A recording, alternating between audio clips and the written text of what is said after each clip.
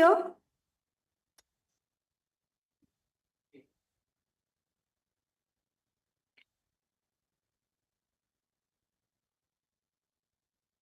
Get the IT person, no?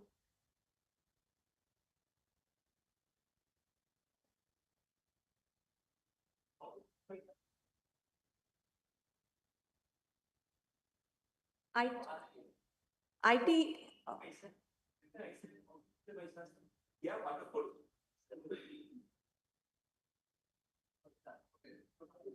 Yeah, okay. Yeah. Good afternoon. Good afternoon to all the respected Vice Chancellors, distinguished speakers, faculty leaders, and participants. We now begin panel track 3 under the sub-theme Interface with Heads of International Bodies. Strategic and seamless engagement with international organizations significantly influences a nation's identity and awareness. These interactions, whether through diplomacy, trade, cultural exchange, or participation in global frameworks, shape how a nation perceives itself and perceived by others.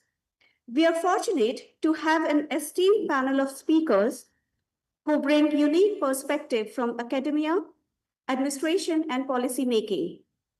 They're united by a common vision of strengthening higher education and supporting sustainable development. Our esteemed speakers for this session are Professor Colin Riordan, Secretary General and Chief Executive, the Association of Commonwealth Universities, United Kingdom, who is present with us online. Thank you for joining us, Colin. The other speaker, second speaker is Mr. Aditya Malkani, Regional Director, Asia Pacific, the Association of Commonwealth Universities, UK. The third speaker is Professor Kunal Sehgal, Director, International Markets and Affairs, IU International University of Applied Sciences, Germany. I will now request the session in charge, Dr. Sanjeev Bansal, Additional Pro Vice Chancellor AUP, to welcome all the esteemed panelists with a Tulsi sapling.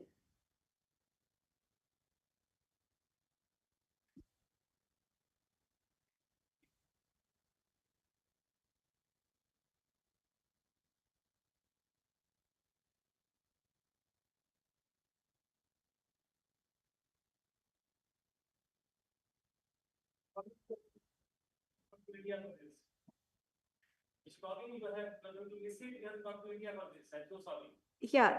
Are we audible to you, Professor Colin? Yes, I can hear very well. Thank you. Yeah. So Professor Sanjeev Bansal is saying we are waiting for you to come to India to receive the Tulsi sapling. I'll be there as soon as I can. Okay, so thank you all. Now, I'll briefly introduce our first speaker, Professor Colin Riordan, a distinguished academic leader, serves as Secretary General of the Association of Commonwealth Universities, uniting over 500 institutions to advance global higher education. Previously, he was Vice Chancellor of Cardiff University from 2012 to 2023, driving research, international partnerships, and civic engagement. A scholar of post-war German literature and culture, he held academic and leadership roles at Swansea, Newcastle, and Essex universities.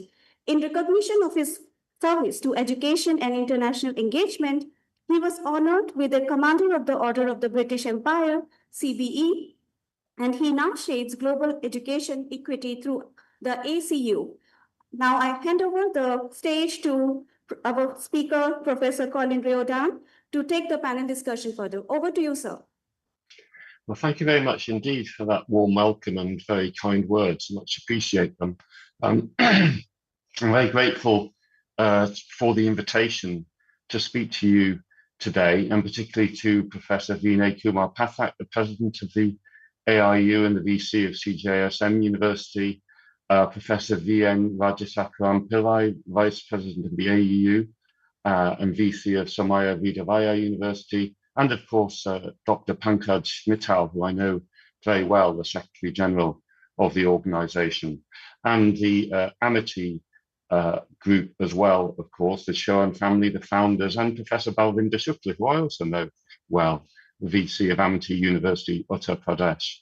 And I gather you've been honoured by the presence of the Honourable Vice President of India, Sri Jagdeep Dhankar, and Dr. Shombi Sharp, the UN Resident Coordinator. And I think the presence of that level of a speaker really shows the esteem in which the AIU is held. And I understand that the Vice President talked about the university's role in helping both individuals to empower themselves and the state to make progress with the very ambitious and admirable plans that India has for the future.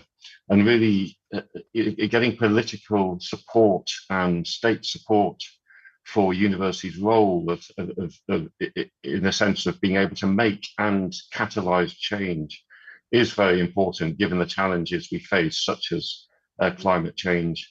And of course, you have your guiding light, the NEP 2020, which is a great vision for the future.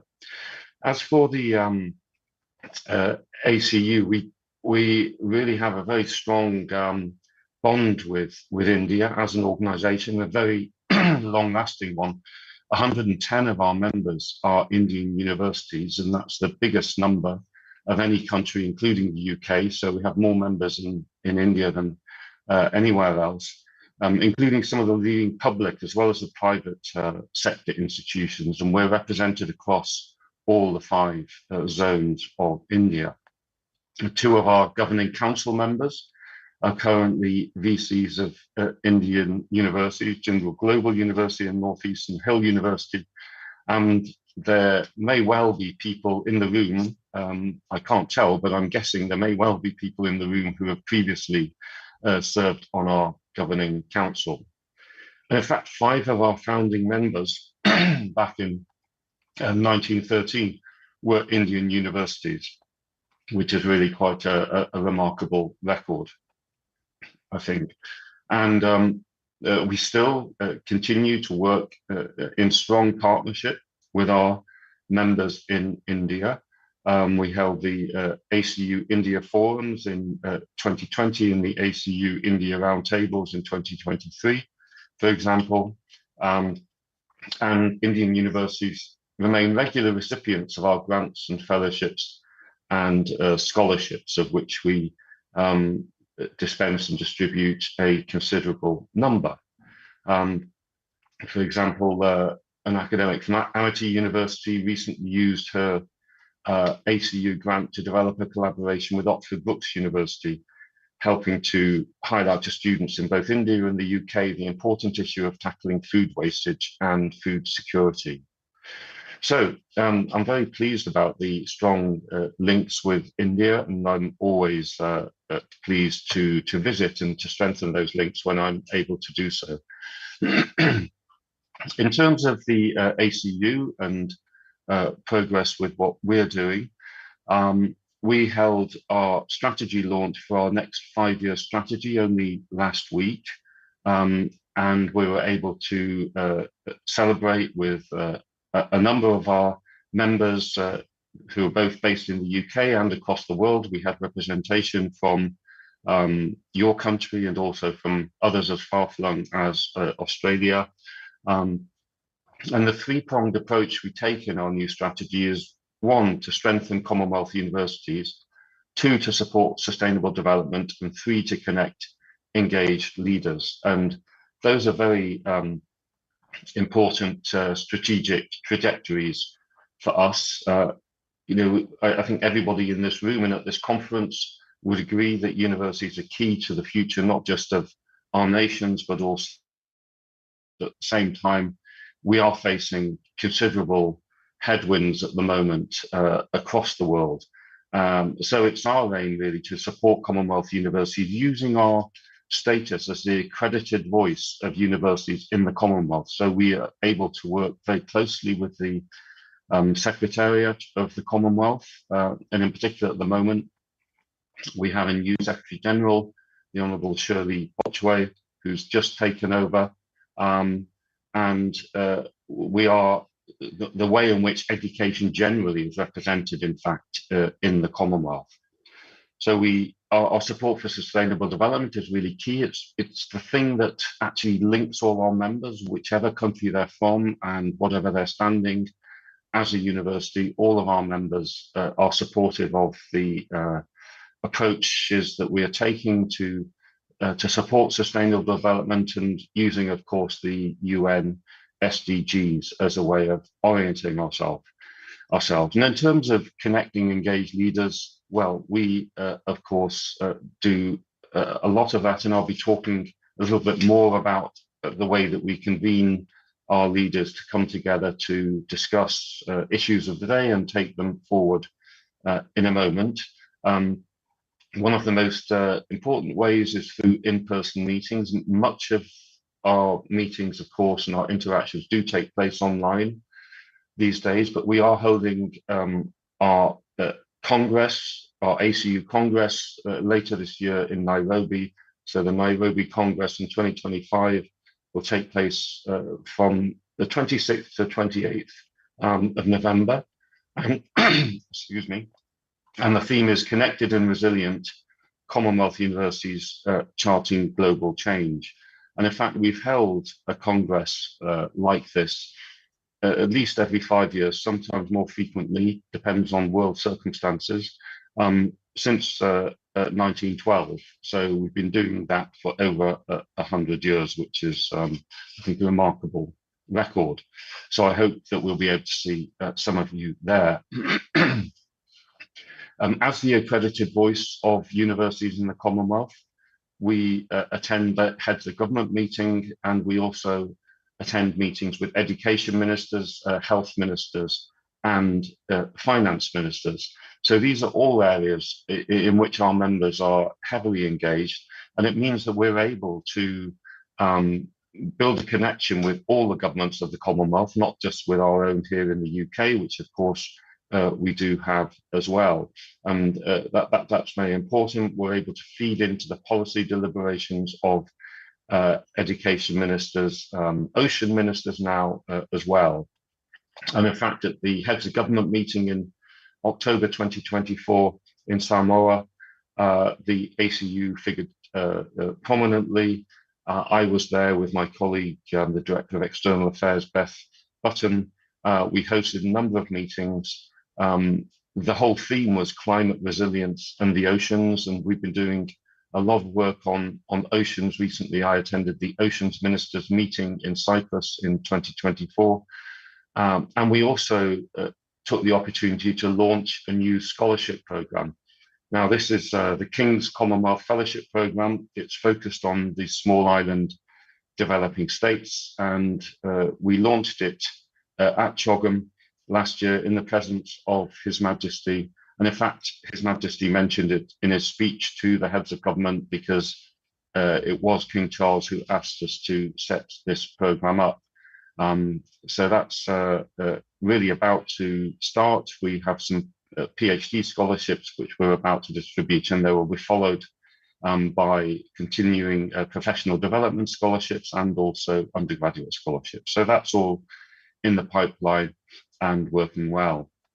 And the final point I just want to make in terms of connecting engaged leaders is that at the request of the Secretariat of the Commonwealth last year, in fact in 2023, so the year before, we were asked to set up a higher education task force to report into the education ministers and the heads of government meeting to consider the key challenges faced by universities and also the key opportunities for them to direct their efforts. So we put together a distinguished panel of Commonwealth Vice Chancellors from right across the Commonwealth, and we've identified 5 areas that we've been working on since then. So the first one is sustainable finances, so fees and funding for universities across the Commonwealth. And we commissioned London Economics to do a report showing the link between, or the association between investment in universities and economic progress and prosperity and the benefit to the state as well as the individual for every single Commonwealth country. So we'll be able to do that now on a comparative basis, which we think will be very helpful. We have a subgroup working on improving access and inclusion, which again is key, I know, to our members right across the Commonwealth. We have a group working on sustainable and inclusive research ecosystems. So that research is, of course, just as important for our members as education. The education activity is, and it's a question of how you do that in a way that will include as much of the talent as possible that's available to us in a sustainable way. The fourth area is digital access and AI, very, very fast moving. And in fact, we've populated that group with some of the leading experts in AI in the world who are working in our member universities, which means that we can always be have our finger on the pulse of this very fast changing area. And then the final but very important group that we've set up is working on employability, entrepreneurship and skills. And I'm sure you'll be talking about that also at this conference. Fitting students for jobs that don't yet exist, that jobs that are changing and making them adaptable for the future. So that's really a quick outline of our activity and what we're doing. And Dr. Mittal spoke at an international higher education conference that we held here in Birmingham via these means also. And I think that really helps to show the close work between the ACU and the ARU. So thank you very much for the opportunity to address you. Thank you very much. Thank you for your insightful deliberation, highlighting how we can enhance international exchange and create a sustainable development. Thank you very much for your words. It's my pleasure to introduce Mr. Aditya Malkani, currently serves as the South and East Asia representative for the Association of Commonwealth Universities, where he leads regional engagement with the ACU's extensive network of members and partners. Mr. Aditya has been actively contributing to ACU's strategic initiatives, particularly in the area of virtual exchange, fostering international academic collaboration and cultural exchange through innovative digital platforms. Prior to his tenure at the ACU, Aditya served as the country head for King's College London, where he played a pivotal role in advancing the university's footprint in India. Mr. Aditya is widely recognized for his expertise in international collaboration and higher education policy. Over to you, sir. Please. Please welcome him.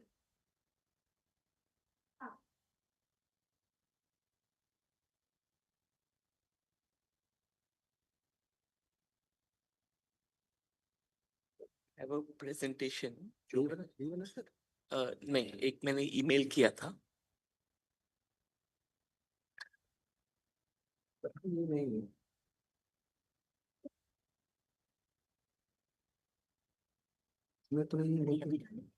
अच्छा इसमें pen drive presentation which I had emailed. I don't have it on the pen drive. Okay. Whom did you email? To meetings at AIU and also to Sanjeev Bansal and some others. But I can email it again if you want. Yes. audio@committee.edu. अच्छा आप बताइए मैं कहाँ पे भेजूं? audio@committee.edu.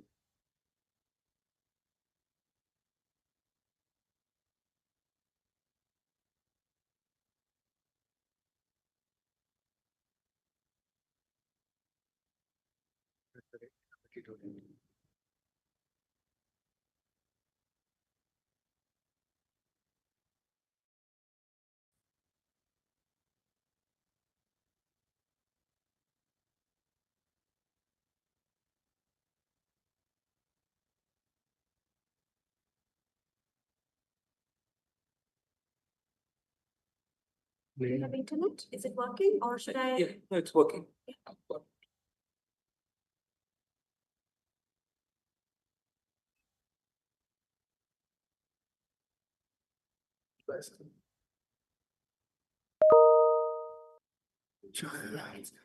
ये वाला था Yes.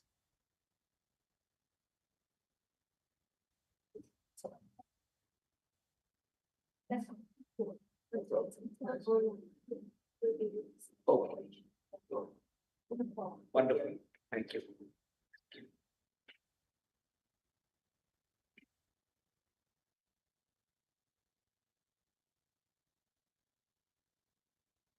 ये है ना Yes.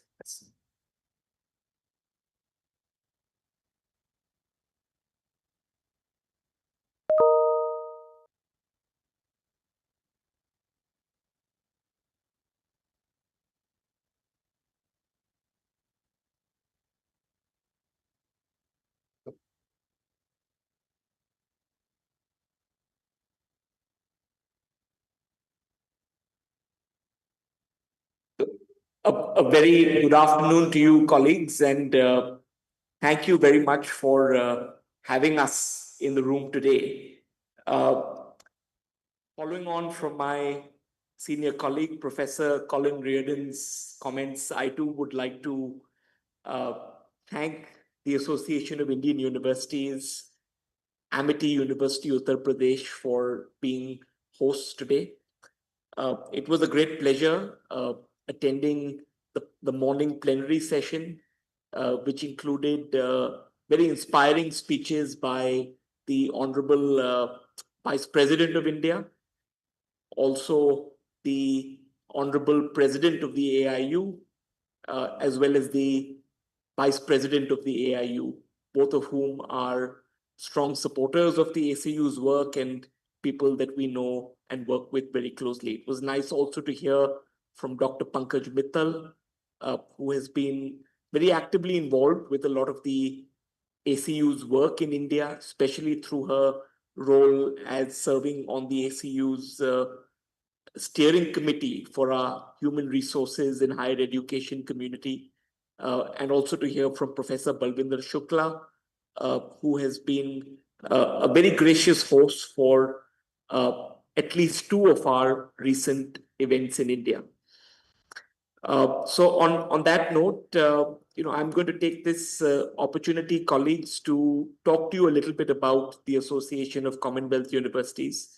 And I'm going to do my very best to not repeat what Professor Riordan has already said, but instead focus on areas of work that might actually be of benefit to staff and students at ACU member institutions. So I hope you can see my slides. So just to say that as the world's first and oldest international university network, we've been involved with a range of different activities covering geographies across the world. As members of the Association of Commonwealth Universities, we welcome your participation in a number of different initiatives that we develop and deliver. Some of the ways that members of the ACU can engage with the association are before you on the screen. So, for example, we do a lot of work in strengthening individual and institutional capacity building. We have a thriving grants and fellowships program, which is open to staff as well as students at ACU member institutions. And these are grants that cover areas including gender sensitization on campus, cover areas including climate change and resilience, and also provide support to universities that are looking to develop early career researcher training programs for their up and coming academics. We invest a lot of our time and resource also in developing resources which can be utilized by our member universities. So, for example, we developed something known as an equitable partnerships toolkit, which is focused on driving equitable research partnerships in both a global north and global south context, as well as in a south-south context. Similarly, during the pandemic, we developed a toolkit which was focused on helping universities develop COIL programs so that they could, as seamlessly as possible, uh, offer benefits to their students despite not being able to bring them together physically in rooms as we are today. We have developed a number of programs that help strengthen higher education systems. So to give you an example, we developed and ran something known as the Partnership for Enhanced and Blended Learning in both East as well as in West Africa. The program was focused on upskilling and providing academics with the ability to develop as well as deliver online learning or blended learning programs. The program in East Africa was funded by the UK government. The program in West Africa was funded by the Australian government. And I know that Amity University have done a lot of work also in supporting African peers in areas of online learning. There's a program that I know was inspired by the former Indian president, Dr. APJ Abdul Kalam.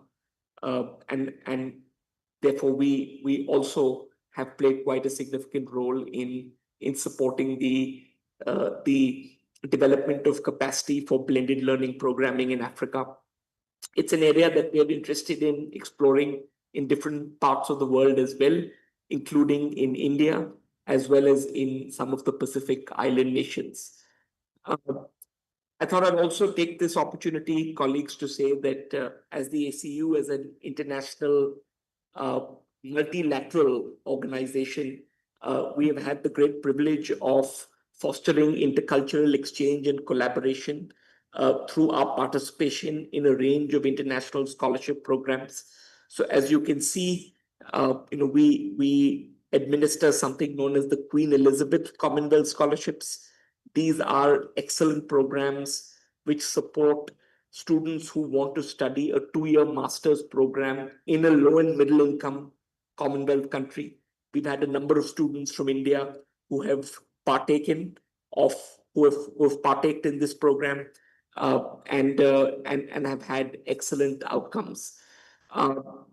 Another example I'd like to give is during the pandemic, we ran something known as the Commonwealth Virtual Exchange.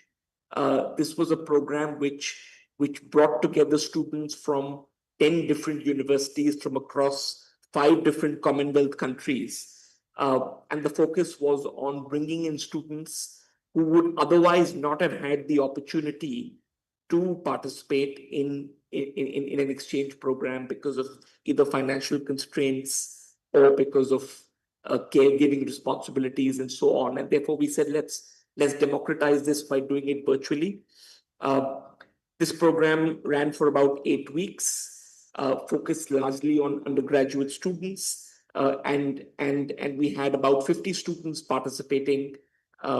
And at the end, in the 8th and final week, students had to give a presentation on a social entrepreneurship project that they had developed through the learnings obtained from this program. And we had, as I said, participation from 5 countries, including India. So we're constantly developing different initiatives for staff as well as students that are fostering intercultural exchange as well.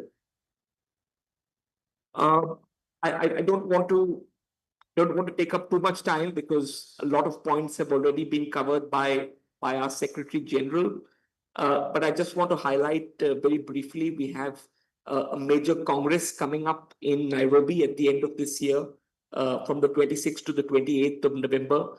This ACU Congress is aimed at Vice Chancellors from across the Commonwealth, but we'd also like to welcome ACU ambassadors. I'll talk a little more about ACU ambassadors in a moment, and is the ACU's flagship conference taking place later this year.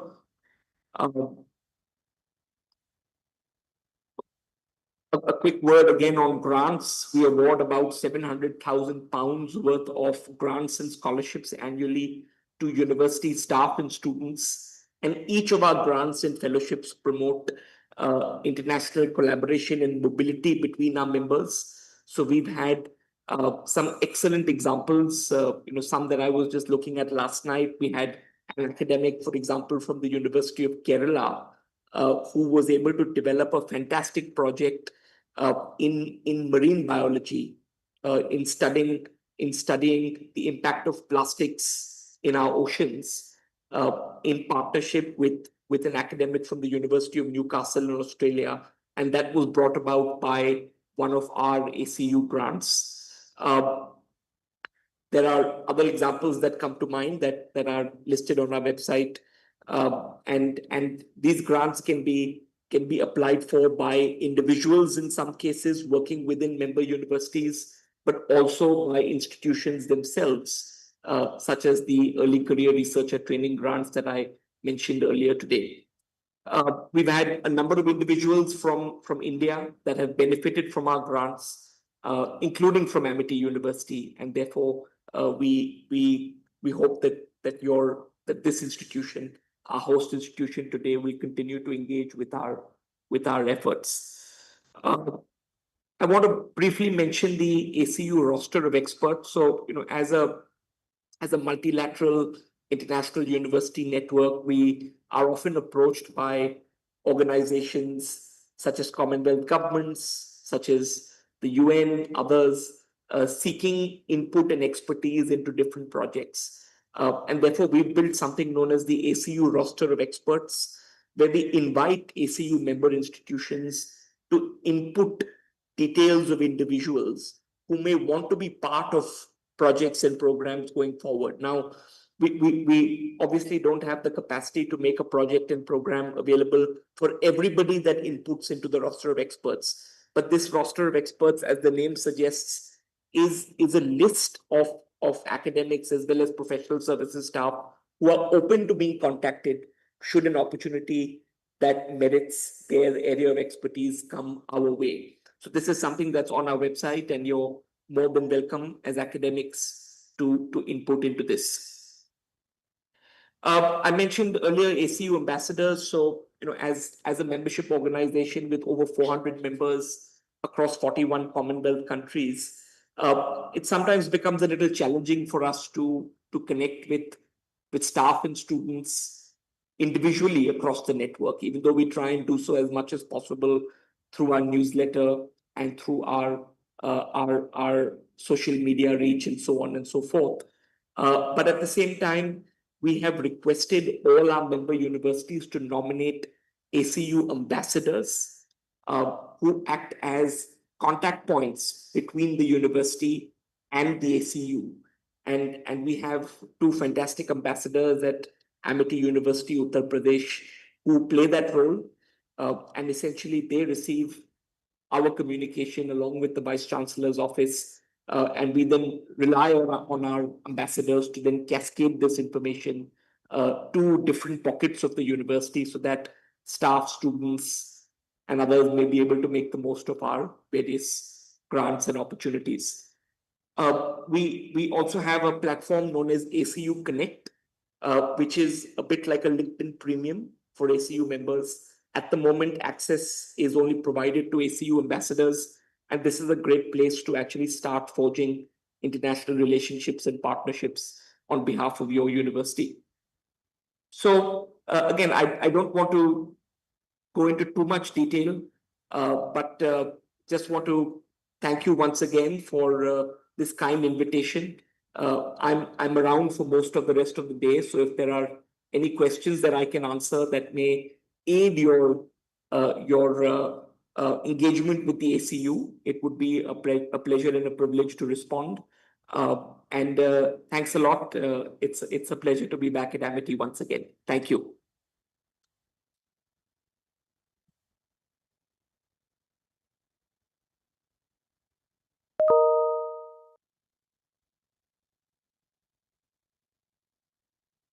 Thank you very much, Mr. Aditya.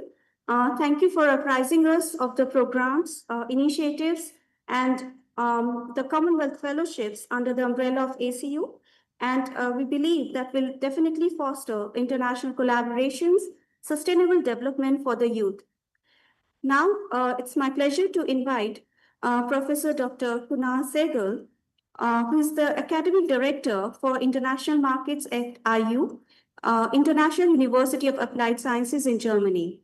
With a career that bridges academia and global finance, he began as an investment analyst at a major US investment bank, and since 2020, he has held leadership roles at IU, focusing on building strategic global partnerships and developing inclusive, innovative education models.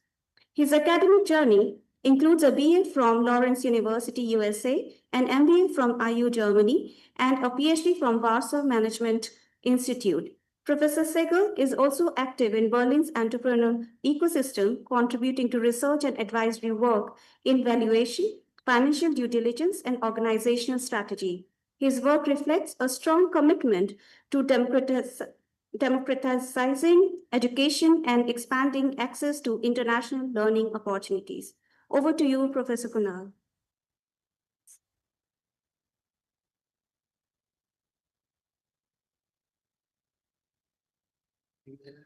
No, so mine is on the, it's on this, please, yeah.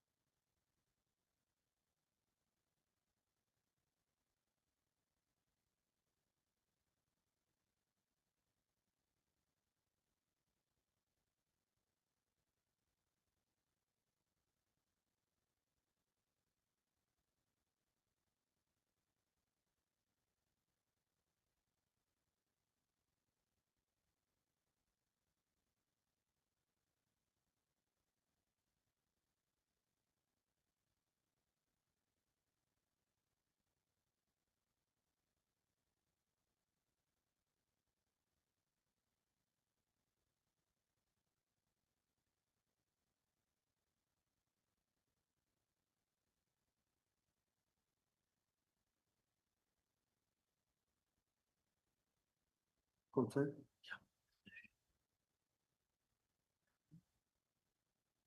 Yep. Yeah,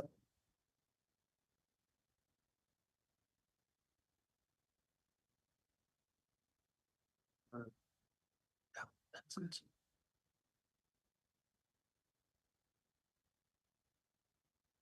Where's it? Yeah, that's perfect.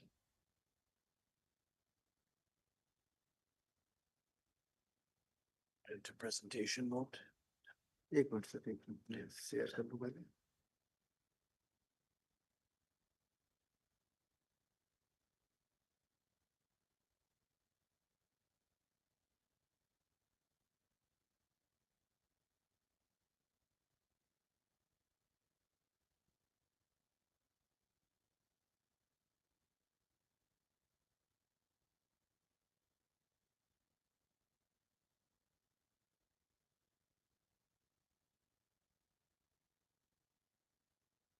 Thank you so much. That up a little bit. Fantastic. Okay, thank you all for having me over here. Warm welcome from my side, and of course, a very big thank you for Amity for hosting and AIU for, of course, involving IU in this wonderful event, especially the 99th edition of the Vice Chancellor's Meet. Education is the most defining experience for humans. And there's so much room to make it so much more and achieve so much more as well. I'd like to explore some of the challenges and the opportunities that are present in the higher education sector and some ways in which we can potentially go ahead and partner and maybe solve some of these opportunities. So to briefly introduce myself and IU, we are IU, International University of Applied Sciences. We're Germany's largest institution by way of 170,000 students and also Europe's largest edtech player, owning and operating entities in the UK and in Canada as well. I myself, I'm the academic director at IU for the last 8 years, and I focus a great deal upon collaborative learning models and partnership and innovative solutions towards democratizing education. I think this is a very exciting time to be in higher education, of course, due to this very strong Gen AI culture that we see. But more importantly, and going down to maybe the basics of education, I'd like to begin with some challenges that we're facing in the higher education space in general. First and foremost, it's unequal access, right? And you can see it just exactly in this nation where we stand, this wonderful beacon of knowledge, which we've just heard a wonderful speech about nationalism in Indian higher education space and what wonderful roots that we actually have in a culture of education. But if we look at it right about now, we have about a 28% gross enrollment ratio. That is approximately 4 times lesser than what it would be in your Western economies and in general, right? Companies are facing a massive skill gap. There's labor shortage that exists, and the demand for higher education as it stands till date right now will rise by 50%. And in 10 years, most predominantly driven by underserved regions. Are the higher education space in India and just generally globally able to meet this gap? It's a tough one. And we need to partner to make this happening, right? The education sector per se right now is not necessarily up to this challenge. The majority of institutions are still focusing a great deal upon elitist education or education that is putting up large amounts of barriers to prevent people from actually learning. And it's also extremely fragmented at the end of the day. This leads to very scarce resources, and that's why we need to champion some elements of digital capabilities to democratize education and improve this accessibility.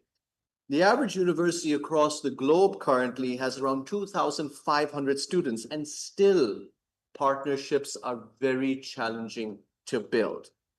On a positive note, this presents a great deal of opportunity, and this is far more amplified and enabled due to the space and the prevalence of technology in general. We've undertaken 3 steps and an approach where we aim to play our part in building this bridge. One, we aim to meet the demands of the underserved target groups, and we've also built the largest integrated tech education platform to deliver quality university education at scale and, very importantly, at an affordable cost. Lastly, we hope to build and expand a global partnership model with many diverse partnerships to work towards this vision and invite all institutions that are part of AIU and globally who are tuning into this to reach out to me in case some of this resonate with you. Let me share some of these partnership models that we have developed. So we have 5 partnership models in specific that we built in the last 3 years to make this happen. This isn't the end, but rather we see it more so as the beginning. However, I want to briefly walk you through some of these partnership models, both as an inspiration and also as a call to partner with us in case any of these resonate with you. The first is an interesting partnership model that we've established in Africa, and it's called the Study Access Alliance. That's not to draw parallels, but that's just to show that there are many things that we can also pick up and plug and play into India as well. I'll tell you a little bit about the Study Access Alliance. It's a non-profit partnership where we partner with governments, NGOs, and public universities in Africa to provide free access to education, to university education, both across the undergraduate and the postgraduate space. The partner, in essence, pledges €1,000 towards a full bachelor and a master's degree, and they can focus their initiative on the target group that has the strongest need or a certain niche of skill development that they're looking at. So, for example, one of our partners in Africa is looking at women in tech, and they would like to empower the woman population in Africa with tech-related degrees. Where do we come in? Well, we provide each student with a scholarship of up to 90%, so that each degree requires only €1,000, which translates to approximately 1 lakh rupees, to earn a world-class degree from a leading European institution. We believe this is the most scalable and the highest value for money initiative in the higher education space. We launched this offering about a year and a half ago to be precise, and we have over 20,000 students with our partners, and we are on track to touch about 100,000 students over the next year and a half. There's no reason we can't replicate this model in India as well. The next model that we have is called the Study Abroad Alliance, also the SAA, but not the Study Access Alliance, but rather the Study Abroad Alliance. So with this, we provide the opportunity for students across the globe to find the most affordable study abroad opportunity. We've partnered with universities in the US and the UK, Canada and Australia, and a number of other very interesting study abroad destinations. The way it works, in essence, is for the first 50% of the degree, the student studies with us online, and then for the remainder 50% of the degree, transfers over to a partnership university. This is very interesting, of course, for students who have their dreams and aspirations for maybe studying in the US, Canada, UK, and Australia at a fraction of the cost. But we see a lot of strong interest from our local DACH, our German, Swiss, Austrian students to also end up with a degree in India as well. And we're looking to make India one of our Study Abroad Alliance experiences, where instead of German students or Indian students in Germany going to the big four markets, rather European students do 50% of their learning online with us at IU and the remainder 50% of their degree at a partner institution here in India, for example, Amity University or any other of the AIU members. They save a lot of money, obviously, with the online component of this. They're able to stay with family, they're able to balance their studies with their work environment, but also gain that international exposure without having it really do damage to their pockets at the end of the day. A third way in which we're partnering, and this is more of a tech-driven solution that we're offering, it's called University as a Service, UAAS. So we have SaaS, for example. This is University as a Service. And we understand that, we talk a lot about tech as being an enabler, but it requires a substantial amount of investment as well. It requires investment, it requires knowledge, it requires some element of risk-taking. As mentioned, we have a large integrated platform with plug and play opportunity. And in essence, we allow a university to build an online footprint of themselves and really offer university as a service. So we've developed this turnkey solution for any player who wants to expand into the online university space without undertaking substantial setup costs or risks that are associated with us. And you can launch this university as a service with us in as little as a month. A strong example of this is a university that we just recently helped set up called Singularity University, where we offer all elements across the entire value chain in the education space. I have two more models which I'd like to speak to you about briefly, and this is more for people who are in the recruitment space. And this is a partnership model that is part of a recruitment partnership. And in this, we provide our capabilities to deliver affordable online degrees. Our partners leverage this capability to either offer or enhance and add some add-ons, essentially as a white label with a large portfolio of degrees. We have approximately 200 degrees, some of which are in some extremely highly in-demand skills where it's not that easy to develop these degrees. Robotics, AI, advanced engineering. As you know, Germany is extremely strong in these highly technical fields. We have a very strong suite of these degrees that we can offer as a portfolio, which you can offer as your own or enhance them and build them into your curriculum as well. This gives, of course, your students the ability to have this future-oriented learning skill set, while at the same time being quick and being able to adapt to the market. Because remember, employers demand these skills. There is a serious skill gap, and we need to be able to fill this skill gap. The only way we can do this is through partnering and truly sharing as much knowledge as we can rather than keeping it in silos. Our fifth partnership and our final one is maybe a more classic one, and that's designed for our university partners. So in this model, we are essentially leveraging the concept of dual degrees. So to this end, we establish, again, a dual degree with the universities so that we deliver our part online. Again, it's accessible, it's affordable, it's flexible to our students. And this, again, is highly scalable and also attractive for many of our students to expand your portfolio into degree areas such as AI, for example, which you may perhaps not have currently, or even robotics or cybersecurity for that matter. At this time, of course, if you're interested to learn more about the dual degrees, I'll be more than happy to talk to you. We have various universities that we own in different parts of the world. So if Germany is not an attractive study destination for whatever the reason might be, or a more English-speaking part of the world is interesting, as mentioned, we have institutions in the UK and also in Canada as well, and have other places around the world where we are opening up further campuses as well. The ones that we have in the UK is the London Institute of Banking and Finance, which has just recently been renamed to Walbrook Institute. And the one in Canada is the University of Fredericton, commonly referred to as UFred. I hope I've shown you that there are multiple ways in which we can truly partner in the higher education space. And we can game change education. In order to game change education, we need to partner with more than 90,000 universities catering to 225 million students. That means on average 2,500 students. No one can really afford to walk alone. To this end, we do believe we can democratize education by partnering with the likes of you. I hope I've inspired you to maybe rethink or reconsider your partnership capabilities or what model might work with you. We're extremely flexible in our approach. We are not steeped in bureaucracy. One of our aspects is being an edtech player with degree awarding powers. We like to move fast, we like to move quickly, and we like to see eye to eye with our partner.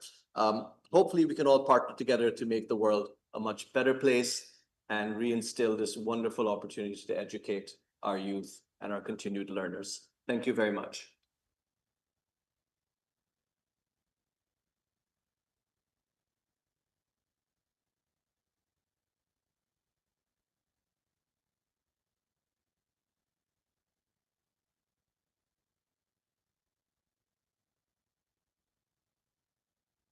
Thank you, Professor Segu.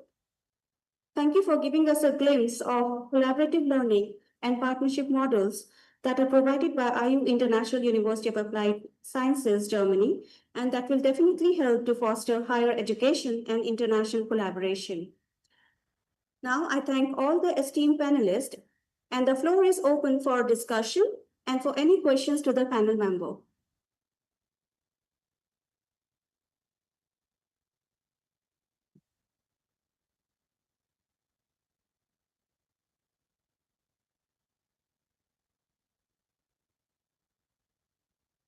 Thank you, Kunal, for giving such a wonderful introduction of all the 5 models. The second model which you presented is, I think, for the first time where there's a partnering possibility where the students from abroad can come to Indian institutions to study. And that is really very attractive. So I have joined recently as president of Modi University of Science and Technology. And I would like to explore with you on these possibilities, as well as the dual degree, which already the UGC has already given a recognition. And the modalities are, as you said, is not that easy, but I would like to work on that as well with you. Thank you. Thank you very much. Yeah, I mean, it just underscores the shifting dimension and perspective of India's market. You know, huge growth is outbound, not inbound. But that's changing. That's changing very rapidly amongst our GAP-based students. So, look, we want something more than just an impression. We want an actually be from a university. Yeah, because we know at the end of the day, and forward-looking students at the end of the day, they know that's going to have immense value. We want to be the first people who want this space. We're looking for partners who have that forward-thinking vision, saying, don't just send us the students, don't send us students, take this funds, make them, they'll be very happy to talk about what that means. We have been sending our students in the past, we have 8 years time.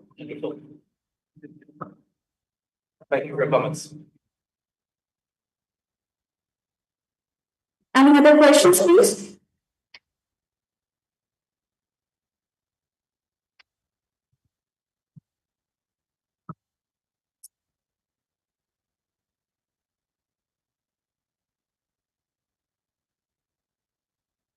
It was a very nice presentation.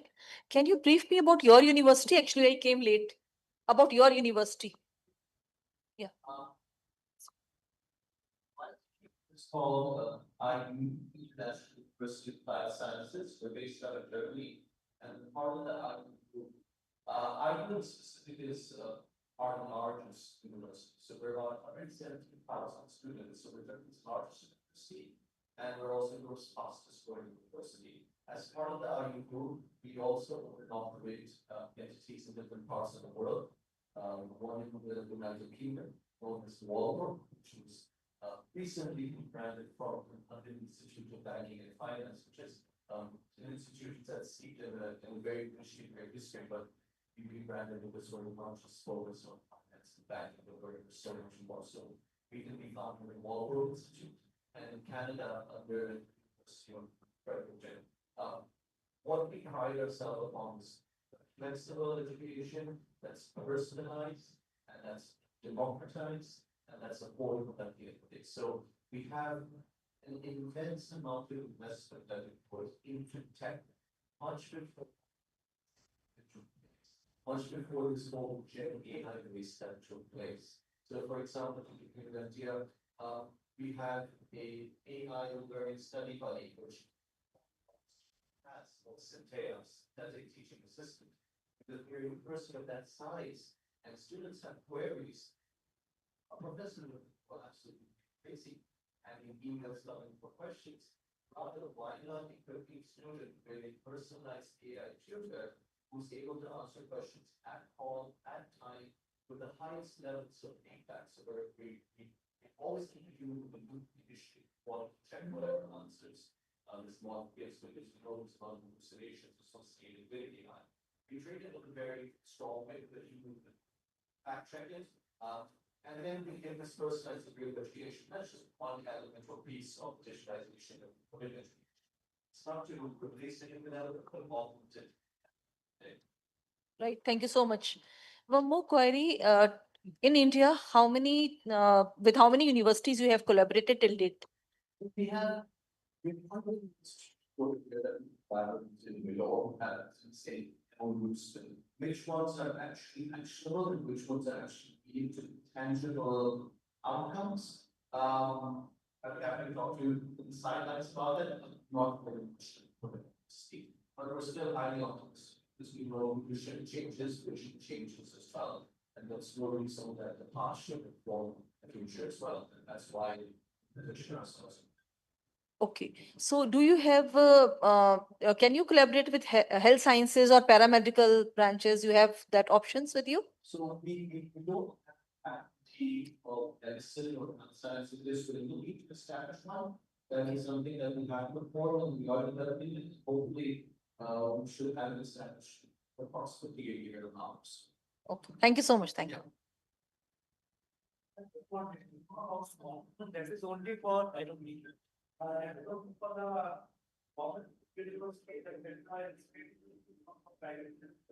For which what were you speaking about? Right. So it's, you know, we find most of these people who are participating are government-backed institutions who want to uplift and develop certain sectors of the economy with certain demographics in general, and they have a fund in this, and we want to educate this certain sector in this population. We either don't have the ability to get them through full degrees, it's too costly, or we have to deliver student that education rates or whatever it might be, can you come in and help us? And that's where we come in and say, well, we're happy to provide this degree to you for a cost of 8,000 euros, but we cover 90% of the cost, and so 1,000 euros would have been pledged by the partner, and rate was victim by us. The most people who will interact in the space are indeed the government space or NGO space. But it is still open for the right? Absolutely, absolutely. Mr. Aditya, since like a number of members were missing when you said, so I would request if you can just add something to it from your side also. Thank you, Dr. Bansal, for that opportunity. So, just for colleagues who entered the room maybe a little later, after we had finished presenting, my senior colleague, Professor Colin Raymond, and I, we are here on behalf of the Association of Commonwealth Universities. Thank you.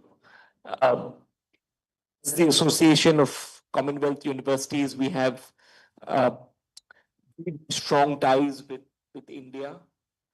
About 110 of our members are based in India, and this is a good mix of both public as well as private institutions located across the various zones. So north, south, east, west, central, as the AIU defines them.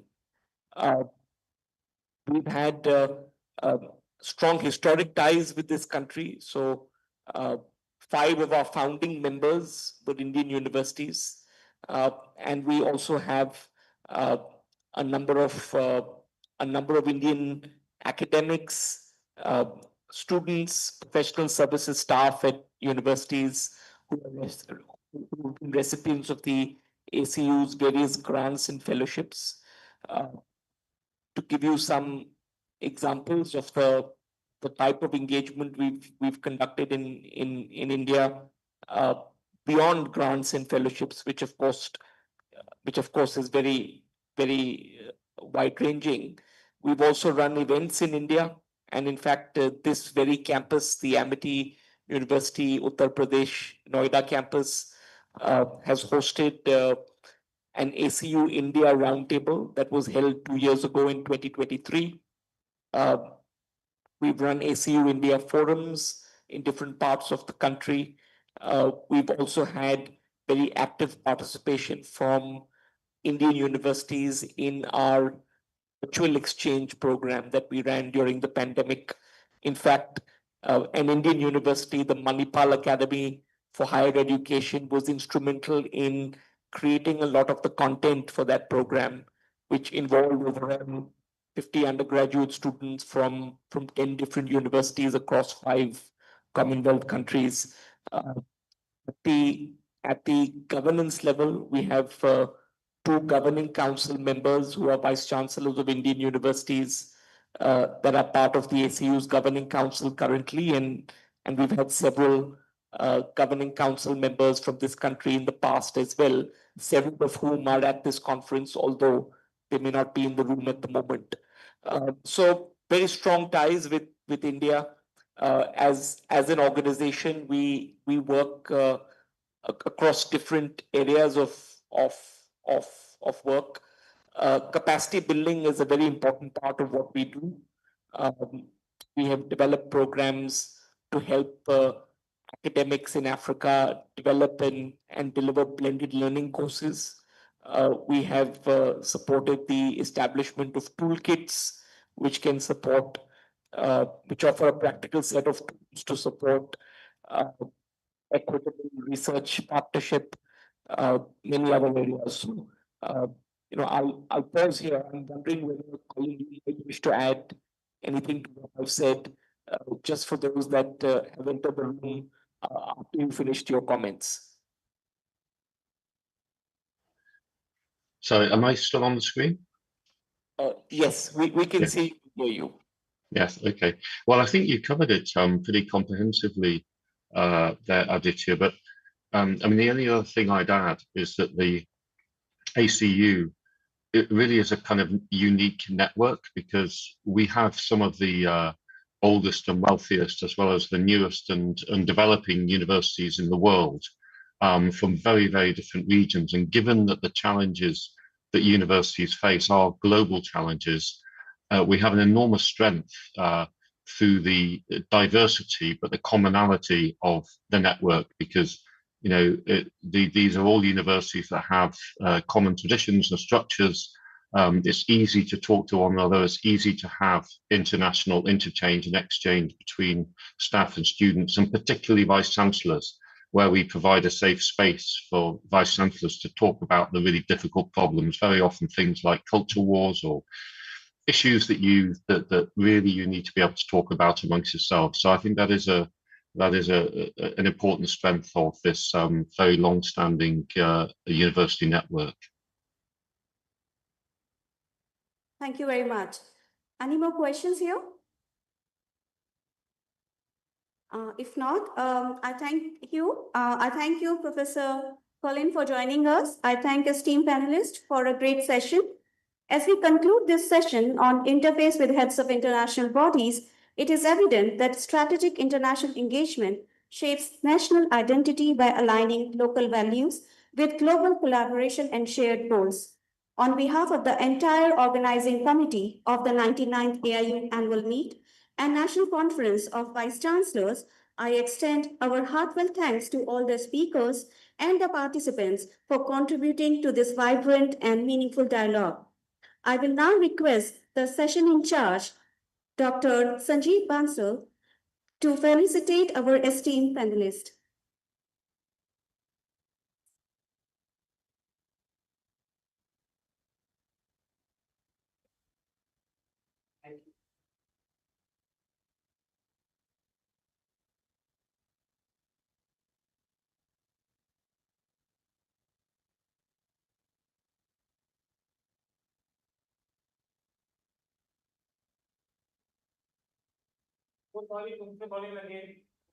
You have to come to India now. Yeah, we look forward to having you here, sir, in next meeting. Yeah, can you please have a group photo here, sir? Please. So we can also have Mr. Colin here along with us. Yes, he's here.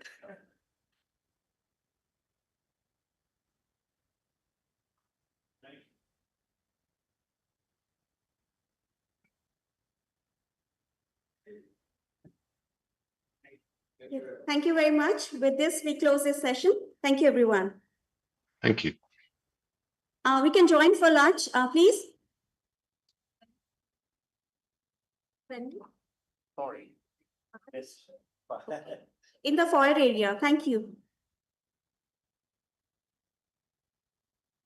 I mean, we are already member of ACU. The same how do we change over the initiatives? We are new university. Then we want to see how do we work on India's open. Come down.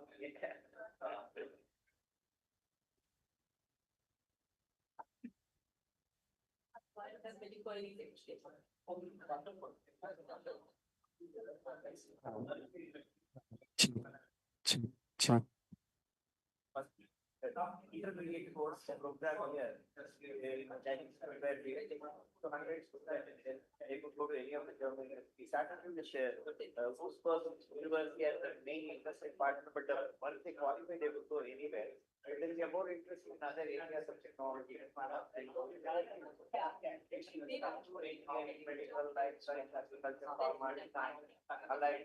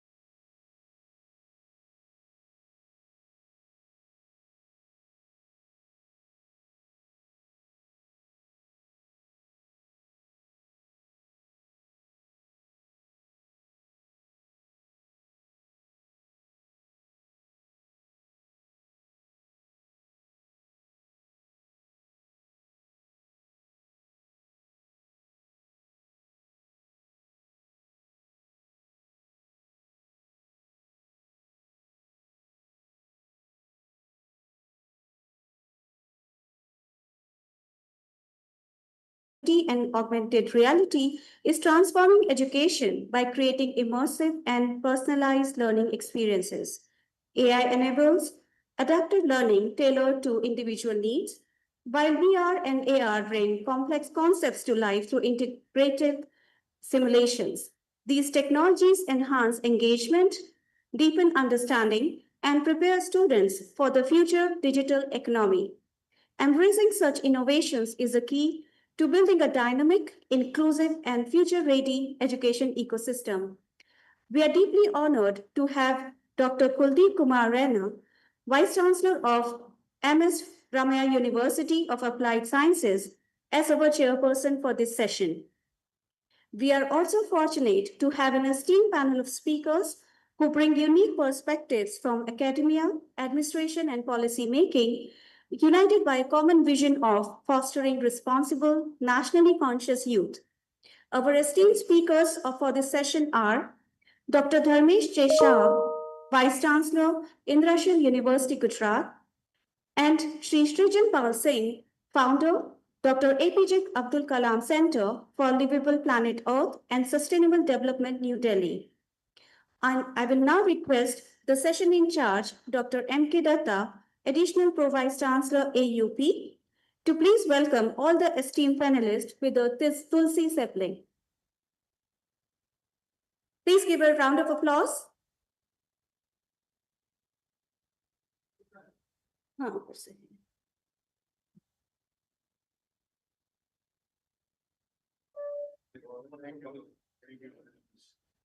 Yeah, it's a medicine. He deals with the medicine of, I don't know which pharma, but It's okay. We are part of Kerala Pharma. Kerala. Kerala Pharma.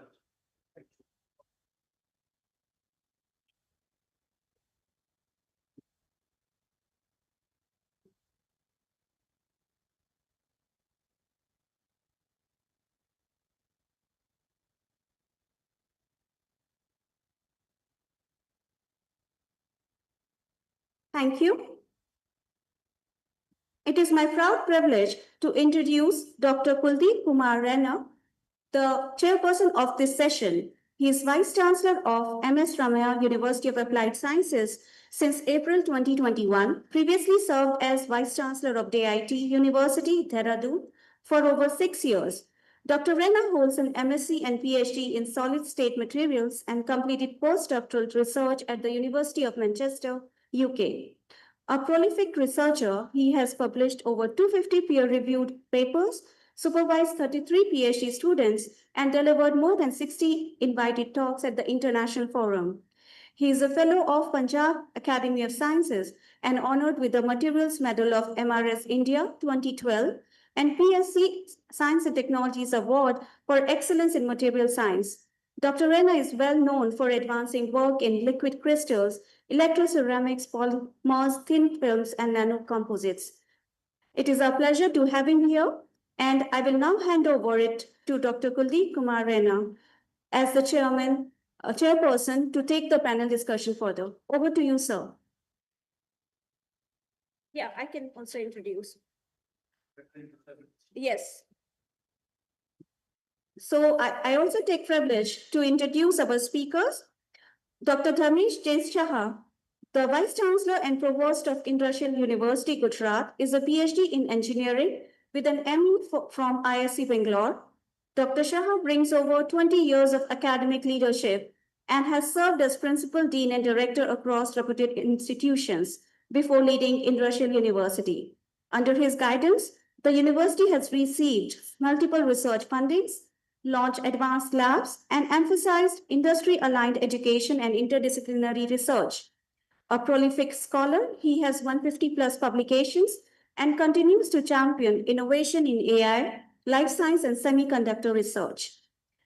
It's again my proud privilege to introduce Sri Srijan Pal Singh, the founder and CEO of Dr. APJ Abdul Kalam Center for Livable Planet Earth and Sustainable Development, New Delhi. He is an alumnus of IIM Ahmedabad and a former advisor to Dr. APJ Abdul Kalam. Sri Singh worked closely with the former president on national missions like Pura and What Can I Give? After Dr. Kalam's passing, he took looked forward his vision by establishing the Kalam Center, which today operates over 450 free libraries, empowers thousands of children, and leads initiatives in education, innovation, and sustainability. He is also a prolific author of more than 15 books, including 3 co-authored with Dr. Kalam, and has addressed young minds across India. Through ventures like Homi Lab and Right to Water, he continues to inspire a new generation of change makers and problem solvers. With this, I hand over to our chairperson. Thank you. Thank you very much, and Dr. Datta, thanks a lot for taking the initiatives of putting us all on the same platform.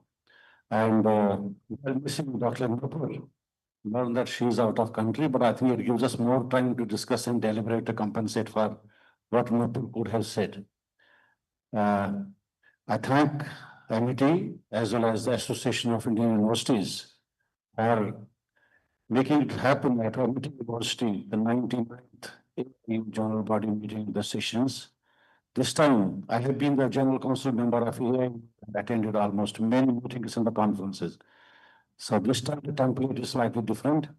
I'm dividing a session to 4. We can see that I see the enthused students here and everyone going to listen to us. Friends, today, when you see pick up as a politician, but as a teacher, you see a lot many things happening. For the last 4 decades, I have been teaching faculty, students, and touched their heart and mind since 1985 almost.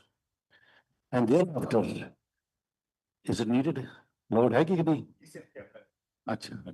So in that context, our teaching learning pedagogies, chalk and blackboard, that see 2025, 2024. Sometimes a teacher talks to teacher, myself, but what is it that made us to change? And what are changing in the education domain? Friends, education has never been stagnant. It has been dynamic, systematic. When we heard Mr. President, speakers, we also heard Dr. Tawara, Vediji and others, each one talked of Bharat, Bharat, Bharat.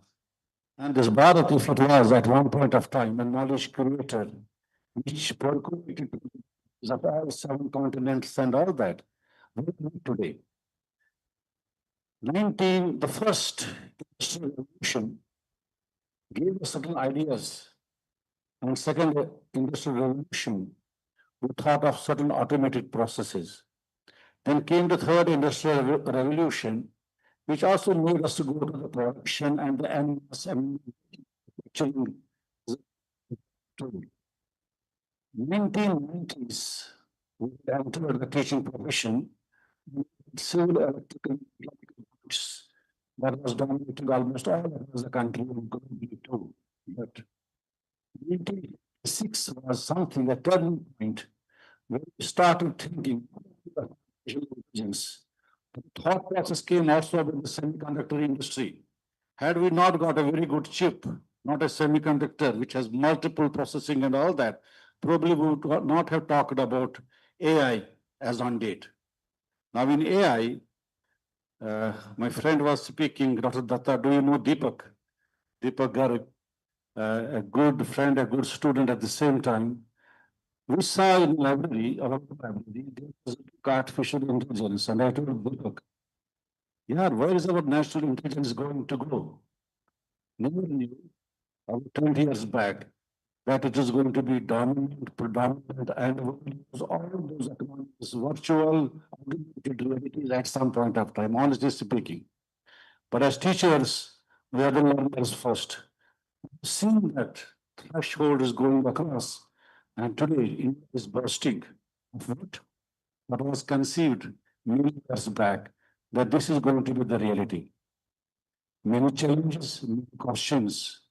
Are we going to need much more computerization when it comes to the artificial intelligence tools and the techniques?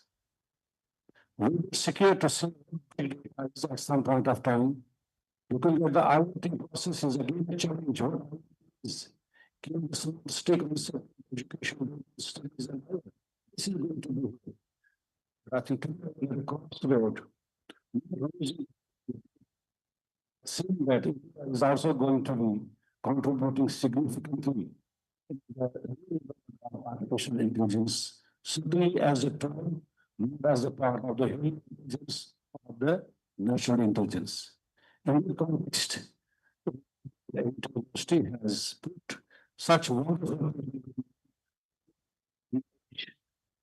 system.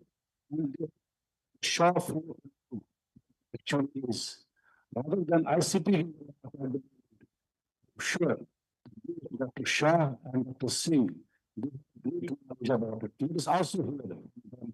It is. Take it to the classroom first. Young students know, students each come with a different problem.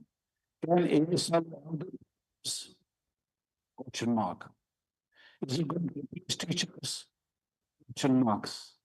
What it is going to change? And it change for good. I would say it is going to sustain. Maybe we should sustain with there are 17, and SGD, sustainable SDG, sustainable of equity in education, confidence of the people, building in transparency. To me, what is good education system where is building transparency, I think AI can play a very, very important role. We used to answer books, using answer sheets, change it. I think the education process is also going to be it was always the biggest task to me. I can teach 5 hours together, but sitting the question paper is always a challenge. Is AI going to set a question paper? Students become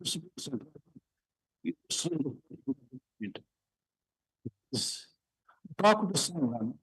Usually he said, for us, put a question to Chat GPT.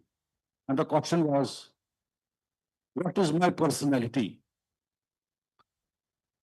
He said, first 3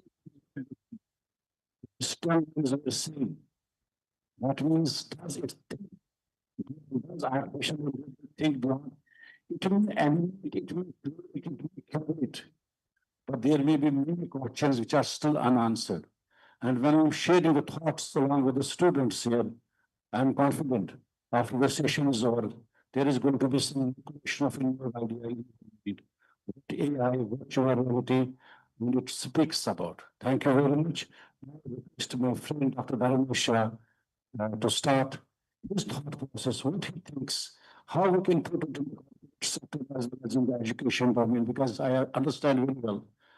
Education is going to be having a very big shift in its processes and the procedures. What is that? Dr. Shah, please. Thank you very much.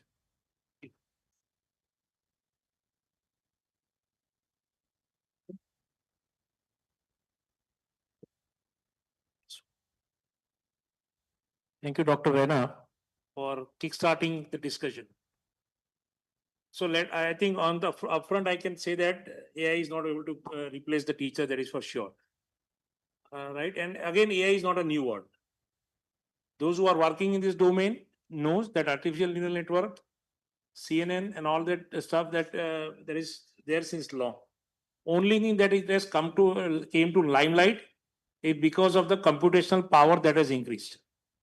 Right? I myself developed an algorithm using ANN in 1999 with the Walcott Heart Institute, Bangalore, on analyzing the car ECGs patterns. And ECG has 52 different type of challenges, that heart problems that can be diagnosed. So it can assist the doctor on what are the possible causes of, what are the possible diagnoses for this particular ECG.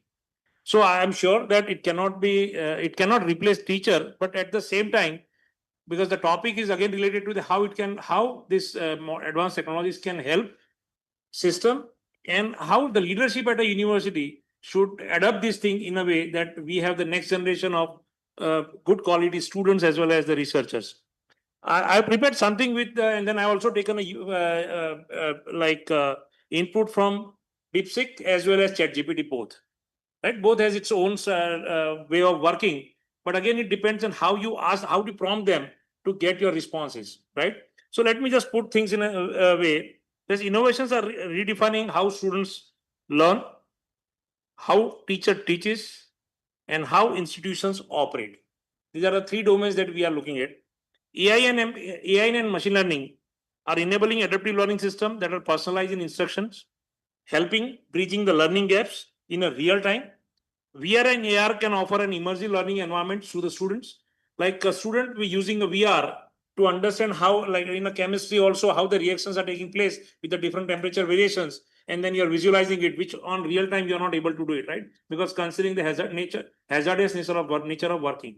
Same way, we have not gone through the DNA structure, but if you know how the protein is getting linked to the DNA structure and it can affect the various parts, then if we are able to visualize through AR and VR, then probably help you to have the advanced level of learning ideas, right? So basically, AR and VR also is going to help to visualize the things in a different way than what we do, even human body, because we cannot like cut the part of the body and see what is inside, right? And dissection methodology is already gone. But having an AR and VR model with an AI, you can learn it more better way. And those kind of simulation labs are also available at a various part of the, like probably MIT also might be having in the medical institute. I've seen that in few of the institutes in Florida, Melbourne, USA, as well as in Malaysia also, where this helps students to learn the first level of anatomy and physiology. Blockchain is helping us to ensure secure as well as tamper-proof checking credentials. At my university, what we do is right from data entry to the result declaration, it's completely blockchain. So it's completely tamper-proof today, and then at the end of the day, on your mark sheet, you have a barcode, QR code. So any of the company, they don't have to come to us for verification of the credentials. So it is now automatic, right? So that basically it helps, it builds a trust also on the organization, and at the same time, it saves time and gives a good response to the industries as well. IoT is helping us to create responsive and smart campuses that foster both learning and safety. Right? I was just talking to one of the professor in De Montfort University, UK, a couple of days back, and basically he had a crazy idea. He says that we use a lot of batteries today in our IoT devices. But how about the environment sustainability with these batteries, right? Because discarding battery itself is a problem. And then charging batteries and replacing it every 3 years is again becoming another level of issue. So he has a crazy idea that there are ambient source of energy around you. Can you harvest this energy and replace it with a battery? And then he showed me a couple of examples. And one example, he had a photovoltaic cells on my table where there is a light. And he says, we can generate some volt and drive your certain things, which is there on your desk. And then we say, well, let us try and realize this. So IoT devices again has an advantage, but at the same time, battery and other things are making a challenge, where again an advanced level of learning and power electronics with their domain can help us to have the better idea. See, we all know that NEP is calling for innovation, flexibility, and inclusivity. But the challenge is that it's not a merely a technical integration. We have to see that how the leadership transformation is taking place. Today, teacher has to understand that students are going to use ChatGPT, whether you say yes or no. Issue is that how better we can train them so that they use ChatGPT or DeepSeek in a way that gives a better output and better results in terms of what we are actually looking for. It can help us to prepare a research proposals also, but unless they know how to write this, that is going to be a question. So for that, probably teacher also has to look into these aspects, right? So I have basically divided my. I'll be quick also. Sure. 6 main things that I'm visualizing it. The one is the new trivium, that is technology, pedagogy, and wisdom. In ancient India, education was never about information. It was all about transformations.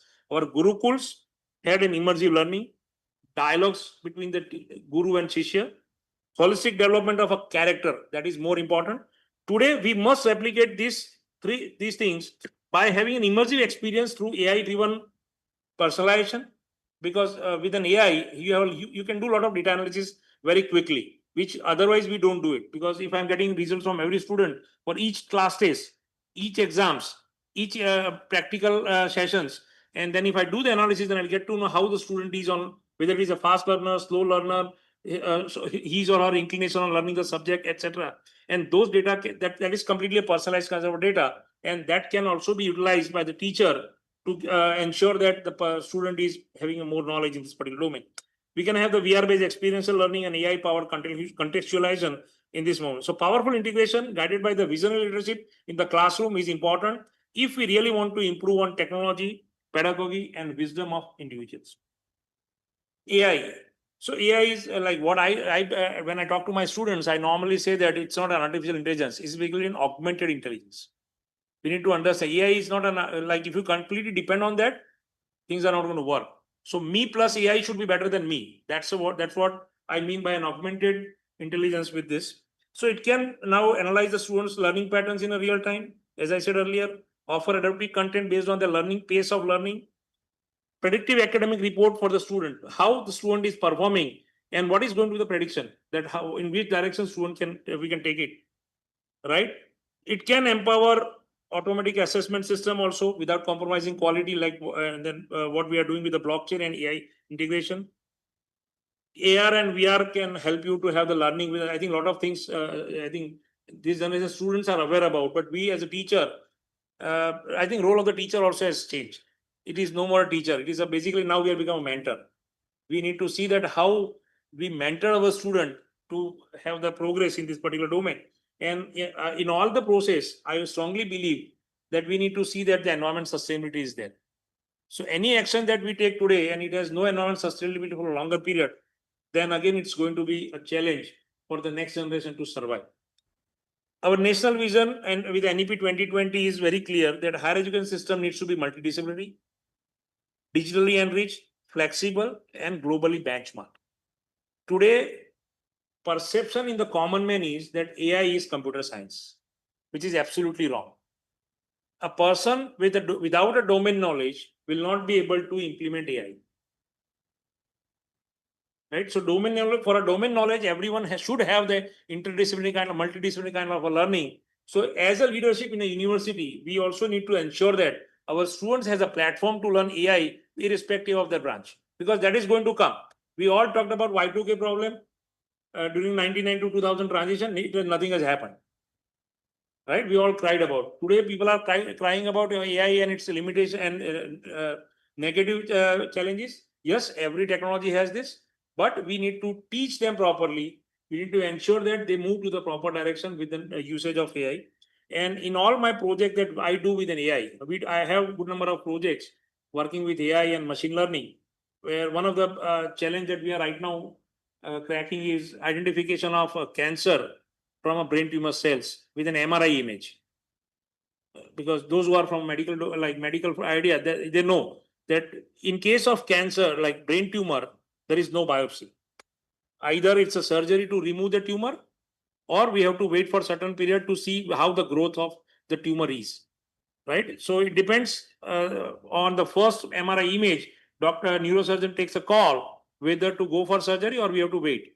So after 3 or 6 months, when they do it again, they get to know what is the growth of this tumor, and then accordingly they take a call. So this 6 months, it becomes a crucial for a cancer patient, right? But if we can do it with the technology using AI, we are studying the structure. As on today, we have 87% of accuracy, and we have validated this data with the neurosurgeons. So basically, it helps the patient. It is basically improving overall standard, right? So we need to see that. But again, here knowledge of medical domain, AI, computational practice, all is required. So multidisciplinary aspects of everything is important. Today, we have a lot of digital platforms available, NPTEL, SWAYAM, Digital India, and there are a lot of opportunities with us. But most critical thing here is upskilling the faculties.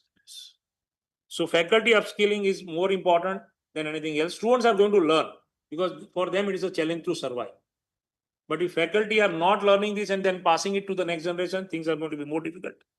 There is a digital divide between metros and remote regions. Right? Tier 1, Tier 2 is fine. Tier 3, Tier 4 has a lot many challenges with reference to the penetration of technology. Again, important is ethical practices, data privacy, and AI bias framework that needs to be there. When I say data privacy means whenever I'm, let us say we are treating the patient data, so we are ensuring that there is no name, there is no details of which can find out that who the person is, because ultimately it's a privacy of the patient that is important. In US, we all know that for medical, they have full insurance kind of thing. So what they do is that they collect data from the all the insurance data, study the patterns of the patients, that what kind of treatment they are undergoing, and then they are using it for marketing their products. They are using it for giving some incentives, whether if you are walking for this many hours in a day for a diabetic patient, then we'll be able to give you 10% discount on your premium for the next year. So these kind of analyses are also helping businesses also to grow. So what I understand is that in the age of technology, leadership needs to be transformational and not transactional, vision driven and not the volume driven, collaborative and not competitive. Whatever is available, let us use it. Don't try to reinvent the wheel. Technology is available, use it, and then ensure that you are taking it further with your collaborative approach rather than competitive approach. So innovation ecosystem, I think we should have an interdisciplinary digital innovation labs. We should have the mandatory literacy, digital literacy and AI related programs for our educators, that is teachers. And we need to institutionalize the AI governance for the betterment of our academic institutions. I think I'll stop it here and then I think we can take it forward. Thank you very much. Thank you very much, Dr. Shah. Certainly, we need to train student teachers. I don't know how good as teachers, but training students is going to be faster than training the teachers. So we need to teachers. Another thing what Dr. Shah said is, it is not only for computer science. It is for everything and everybody. It's for everything and everybody. I think everything is the best.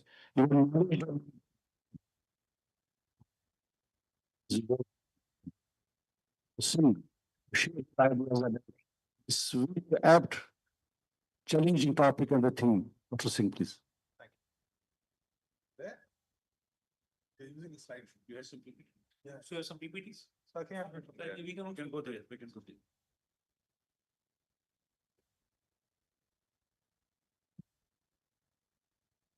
Workshop पे था ना?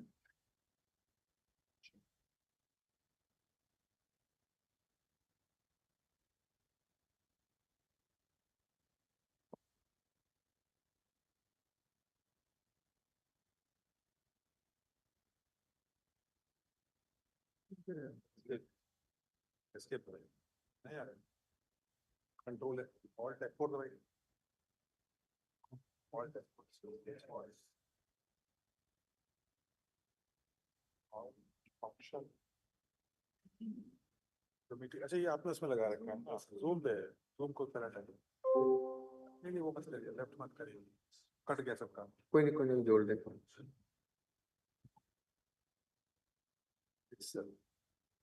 Anyway, chaliye, before, so while we grapple a little bit with the AI, let's understand something.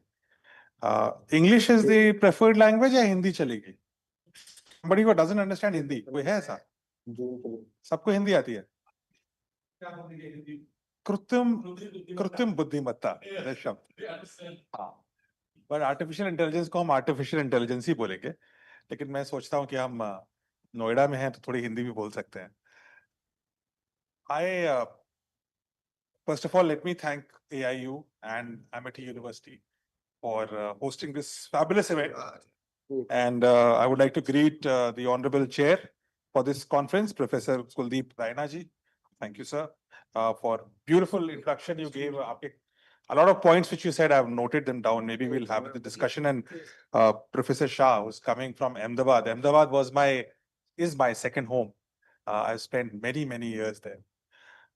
But I have one point I want to ask, especially the younger people. एक तीन इधर हैं, तीन इधर. Young तो सभी हैं, लेकिन मतलब student type के हैं जो, है ना? So 10-12-15 लोग हैं आप.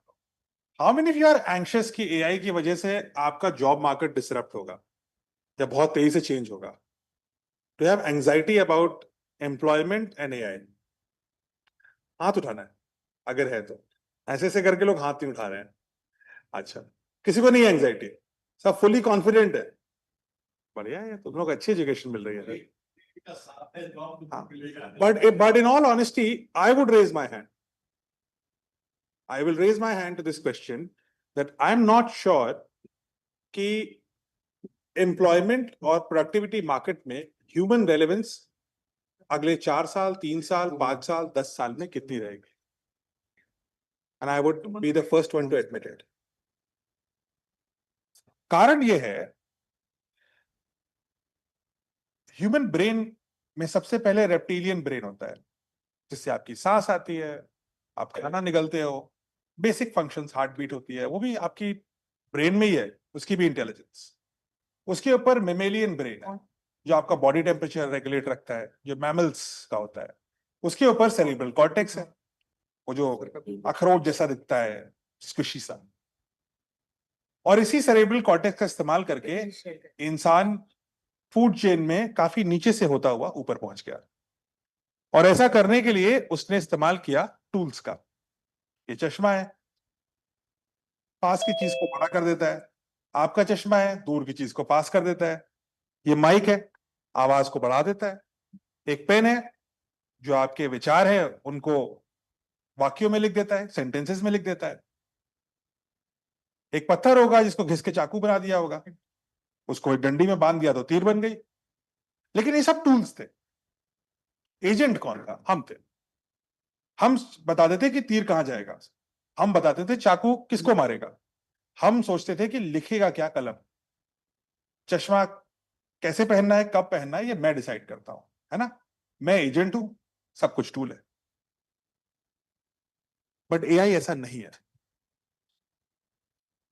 मानव इतिहास में पहली बार, और इसीलिए इसको समझना थोड़ा अलग है, मानव इतिहास में पहली बार ऐसा हुआ है कि एक इन्वेंशन जो हमने बनाया वो टूल की जगह एजेंट बनने लगा। अब एआई बताता है मेरे को स्विगी पे कि मेरे को कॉम्पनसेशन मिलेगा कि नहीं। मैं उबर बुक करता हूं तो एआई मुझे बताता है कि प्राइस कितना है, बेस्ड ऑन क्या मुझे पता भी नहीं, है ना। भारत की संसद में I was advising them on a bill called the joint parliamentary committee बैठी थी, ऐसे करीब 45 MPs were there, and I was giving them a lecture on data privacy and protection. और मेरे साथ 3-4 लोग थे। एक लड़की थी जिसकी बैटरी लो थी, और बैटरी मतलब फोन की बैटरी लो थी, ठीक है। और वो बाहर से आई थी, कोलकाता से आई थी। मैं था, मेरी बैटरी फोन में फुल थी, मेरा फोन सस्ता था। मेरे बगल में एक और बैठे थे, उनका आईफोन था। मैंने कहा आप एक्सपेरिमेंट करते हैं, देखते हैं प्राइस कितना आता है, यहीं से जहां से हम आए वापस जाने का प्राइस आप करके देखना। जो व्यक्ति शहर के बाहर का है, जिसकी बैटरी लो है और जिसका फोन महंगा है, उसका प्राइस ज्यादा आएगा। ये भी संभव है, मुझे नहीं पता, लेकिन संभव, क्योंकि पता तो है नहीं किसी को इंग्रेडिएंट क्या है।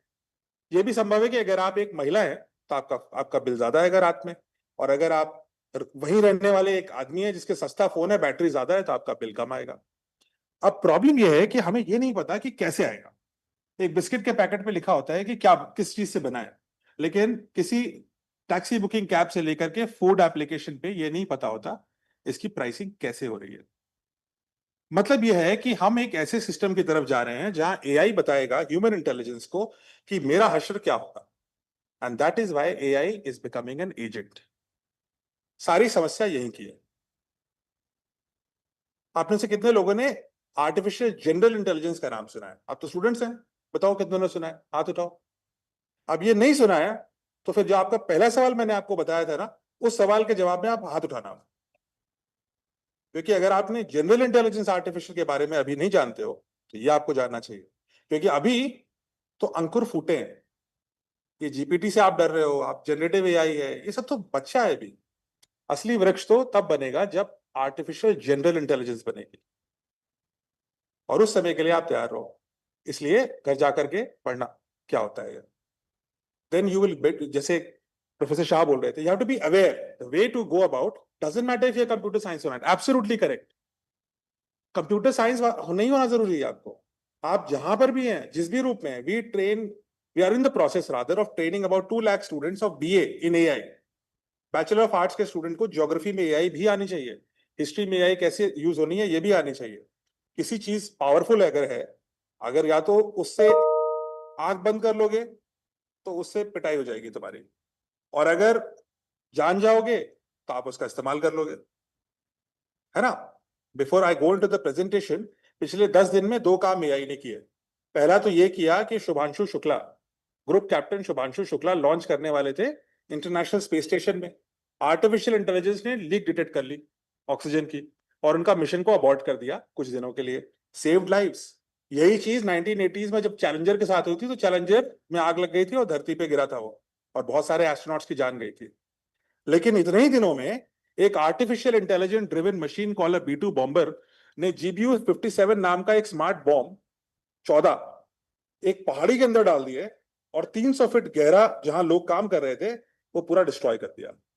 सो एआई कैन सेव, जैसे प्रोफेसर शाह बोल रहे थे, कैंसर भी डिटेक्ट करेगा, लेकिन AI can also kill. What matters is your ethics.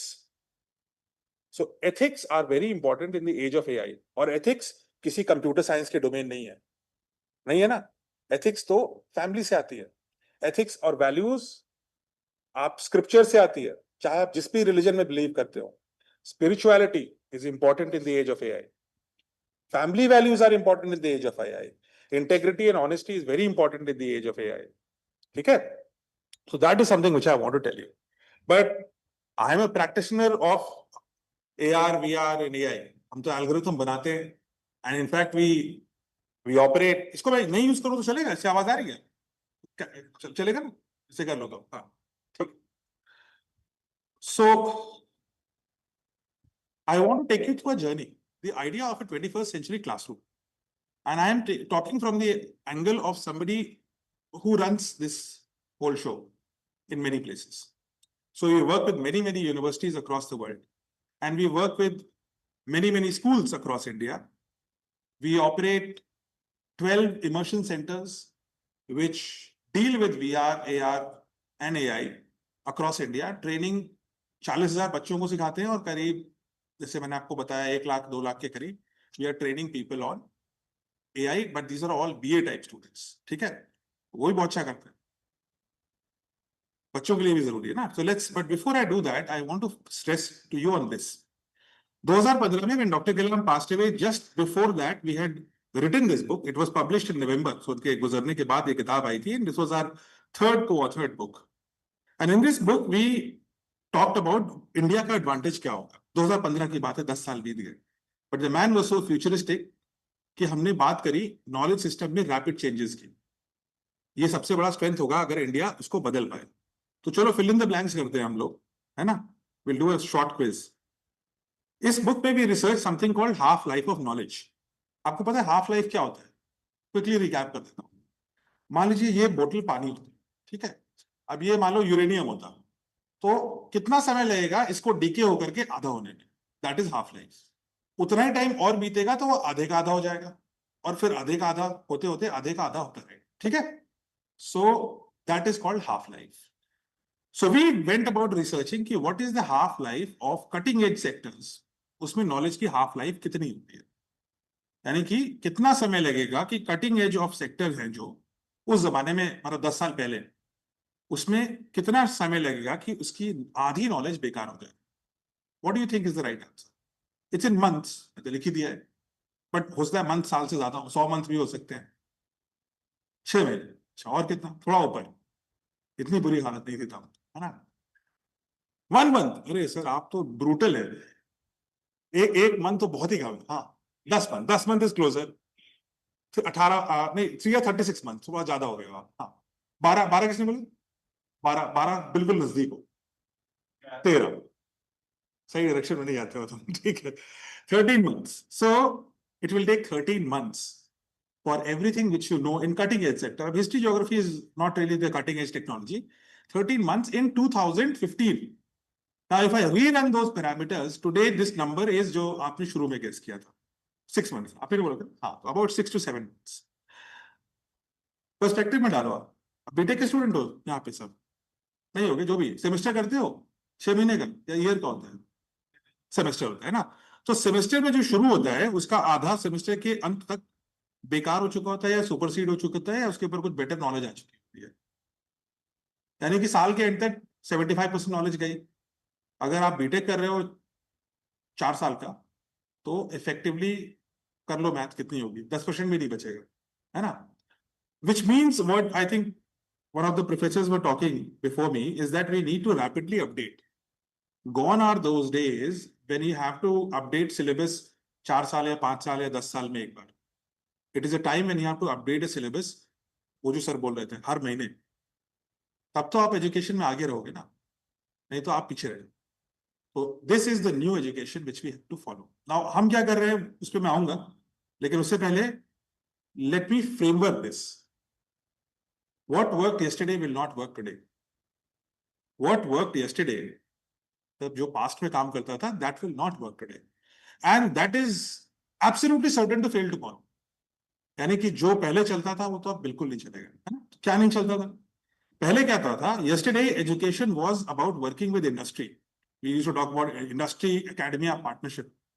Today it is about working ahead of industry. As an educator, I'm creating people who will go into the industry in 3 years, 4 years, 5 years. If I'm working with school in 10 years, am I hitting the target of the future job requirements? Today, even our own country is establishing driving schools after driving schools across the country. 10 साल बाद जो workforce drivers के निकलेगी, वो ऐसी गाड़ी में चलेगी जिसमें स्टीयरिंग व्हील नहीं होता. And we are training lakhs of people. So we have to look at what is going to happen, not what is happening. You have to be ahead of industry. Yesterday, degrees were the destination. BTech मिल गई, MBA मिल गया. I'm that product, you know. पहले BTech करो, फिर MBA करो, फिर job ढूंढेंगे. मैं 6 साल तो ऐसे ही पढ़ाई करी. But today, degrees are a launch pad. A degree, even from the best of IIM Ahmedabad, I've studied there. I was a gold medalist of IIM Ahmedabad. I teach there. And I can tell you this, it only gets you your first job. It gets you your first job. Uske baad, you're on your own. So you need to have enough fuel in your system to fly on your own. आपको पहाड़ी से धक्का तो दे देंगे. उसके आगे आपको जाना. It's a launch pad, okay? Yesterday, labs were what were available in a physical form. And we were just talking about, the previous speaker was that today all your labs can be simulated. And I will show you that we have done it.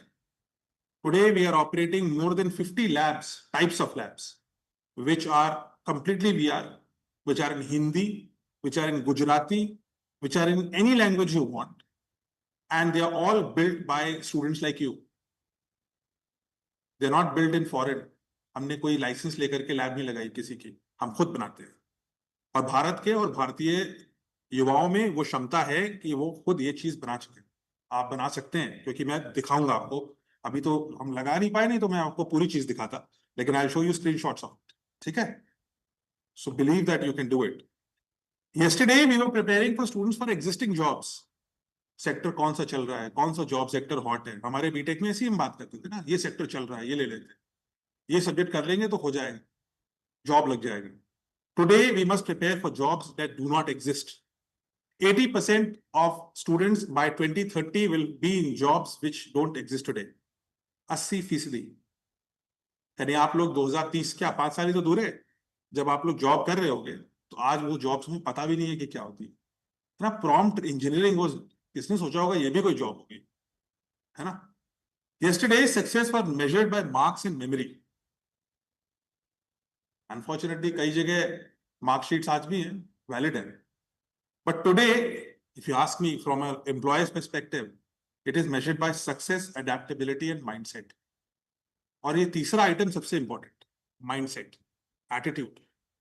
कोई फर्क नहीं पड़ता है कि आपकी degree कितनी पढ़ी है, इवेंचुअली नहीं पढ़ेगी. इवेंचुअली मतलब 2 साल बाद नहीं पढ़ेगी, ऐसा भी नहीं कि जिंदगी बीत जाएगी. Mindset important. लर्निंग और अनलर्निंग, मतलब जो आता है वो भी भूलना आवश्यक है, क्योंकि उससे बेहतर कुछ है. एरोगेंस जिसमें आ गया, इंटेलेक्चुअल एरोगेंस, वो समाप्त हो गया. तो वो टीचर्स को भी बदलना होगा और वो स्टूडेंट्स को भी बदलना होगा. And every teacher, as Dr. Kalam used to say, every good teacher is a great student first. Right? Next, last one. Education पहले क्या था? One time learning. आप डिग्री पे डिग्री करते हो, डिग्री लेकर के जो स्किल होती है उसको आप चला सकते हो. Today it's a lifetime learning. You have to learn continuously. पिछले 1 महीने के अंदर I have taken 2 master classes with AIU, and they were my students, and the participants were all vice chancellors. And I was so happy to see that such senior faculty members from across the country were such beautiful learners. Assignment kar karke they have sent me. Some of them were my teachers. Some of them were my teacher ke teachers. But they were humble enough to learn. Right? So if they can be so humble and learn, as students you have to be. आप तो कहीं नहीं सकते. Now I'll tell you what we do. And this is all our original production, made by India, made by Indians, not necessarily made for India, because this can go all over the world and it has gone all over the world. So this is from India to the world and to Indians also. And this is an algorithm which we have in a rapid replication algorithm for VR, MR, and augmented reality. So we are able to build stuff very rapidly and at the highest quality. So these are some screenshots of a CRISPR. Those of you who are in genetics would know. This is a CRISPR lab. This is a gene editing lab. And 40,000 children from all across the country are learning how to edit genes. And ये बच्चे कोई बहुत बड़े शहरों के नहीं है. ये भरूच में एक लैब है. दिल्ली में एक ही लैब है, वो भी बन भी रही है. भरूच में है, रेणुकूट में है, महान करके एक डिस्ट्रिक्ट है. किस स्टेट में आपको गूगल करना पड़ेगा. उड़ीसा में कई जगह है, झारखंड में, ऐसे स्टेट्स में. और वहां के बच्चे हिंदी में सीख रहे हैं, गुजराती में सीख रहे हैं. जो भाषा उनको समझ में आती है उस भाषा में सीखेंगे. And they are learning how to do gene editing using VR. ठीक है. जिन स्कूलों में 12th के एक्सपेरिमेंट्स नहीं होते, उसी एक लैब में we are providing them all kinds of जो 12th में फिजिक्स के एक्सपेरिमेंट होने चाहिए थे. ये प्लैंक्स का है, दिस प्लैंक का instrument, and they can use their own hands, so they can need a remote at something. वो हाथ से आप ऐसे से घुमाएंगे, वर्चुअल एनवायरनमेंट में वो चलेगा. You can create that. Then we are building on high-end labs.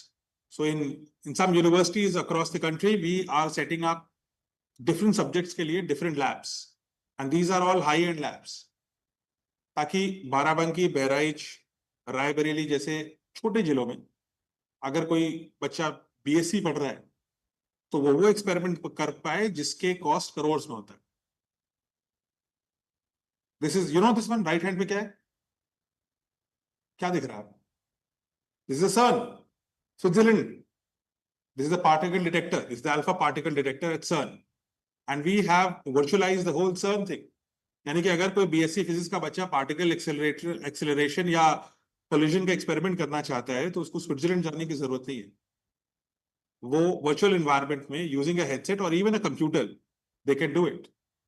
And they can do it at a not even a fraction of a cost, fraction of a fraction of a fraction cost.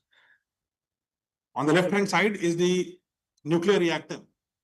It's a nuclear power plant. ये भी आप हाथ से इस्तेमाल कर सकते हैं अपना. You can learn how to operate a nuclear power plant. This is something which we are doing in one of the universities in Uttar Pradesh, where they are teaching MBA. और MBA में case study होती है. But case study पढ़ाने के लिए कुछ लोग तो मिल जाएंगे, लेकिन large scale पे नहीं मिलेंगे. So the whole thing is gamified. This can work on a VR, but this can also work on your computer. So you can play it like a game. खेला है Grand Theft Auto? Have you played that? सबने खेला है ना? But उस quality पे आना चाहिए. When we look at education में VR and AR, quality should not suffer. It should be the best. ठीक है? So that is what we are building. So like that, we have built 10 simulators on management, top case studies, and teachers can customize it. This is another screenshot of it. So if the professor wants, जैसे पहले black board होता था, फिर वो green board हुआ, फिर वो white board हुआ, फिर वो स्मार्ट बोर्ड हुआ, वैसे ही game boards. You can make a game of yourself as a professor, and you can present it as a simulation to students. It's customizable, right? Anyway, this is all screenshots from the same thing. I would have shown you, but then AI is not perfect. So that's what it is. Now, this is what I wanted to discuss with you. क्या निकल के आती है बात? बात ये निकल के आती है कि कोई फर्क नहीं पड़ता है कि आप भारत के किस जिले में कहां. इससे भी फर्क नहीं पड़ता है कि आप कहां पढ़ रहे हैं और क्या पढ़ रहे हैं. AI, VR, AR और मॉडर्न टूल्स ऑफ टेक्नोलॉजी हम सबके लिए वाजिब और वैलिड है. I have students who are teaching or learning from Nalanda simulator. Hyun Sang और हर्षवर्धन, किंग हर्षवर्धन, and आर्यभट्ट से भी बात कर रहे हैं और उनसे भी सीख रहे हैं. And I have students who are learning how to do space sciences. So all of that is possible. Everything which you can think of can be made into this kind of a tool. Right?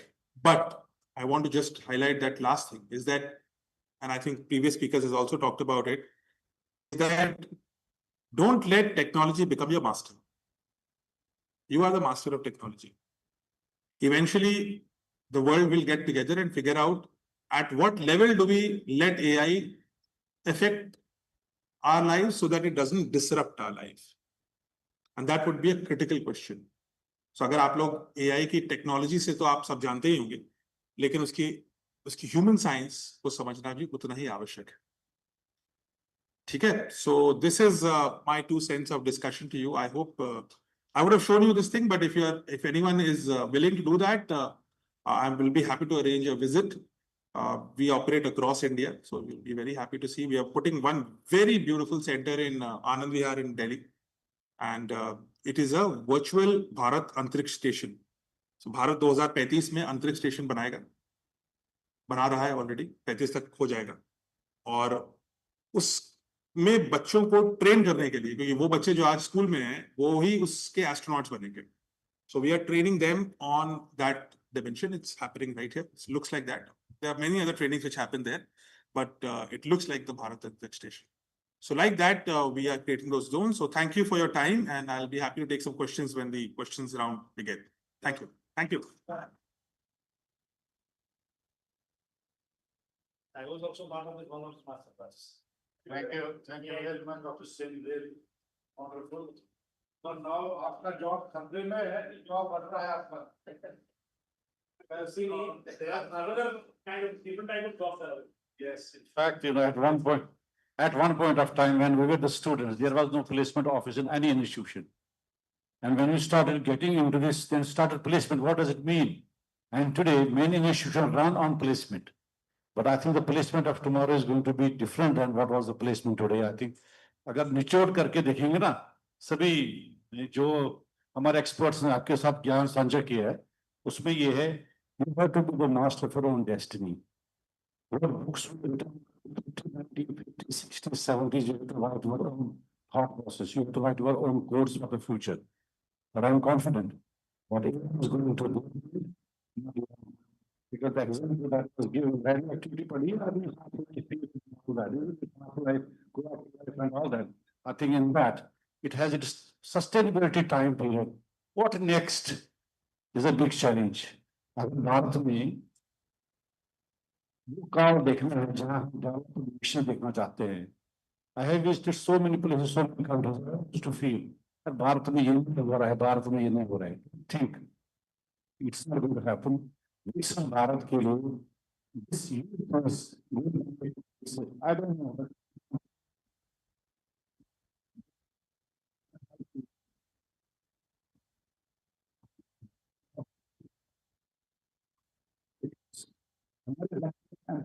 It was not taught at all. We didn't know what entrepreneurship. सिर्फ लिखना भी नहीं आता था. Today we have in our own industry, which is the globally acknowledged institution. We train and teach every student at undergraduate, postgraduate level for entrepreneurship innovation, ethics of that. So I think AI will be there, use it as a tool, is the end. Because when you start learning basic COBOL, Python, that is the ultimate. But teaches it, no one understands it. Today we talk of Python. In our industry, we start with Python. Now, which new big snake is going to come soon? We don't know. You people will knowledge. I thank Dr. Shah as well as Dr. Singh for wonderfully illustrating the best foot forward. I'm confident that when we discuss the time in the AI, and 150 years changed.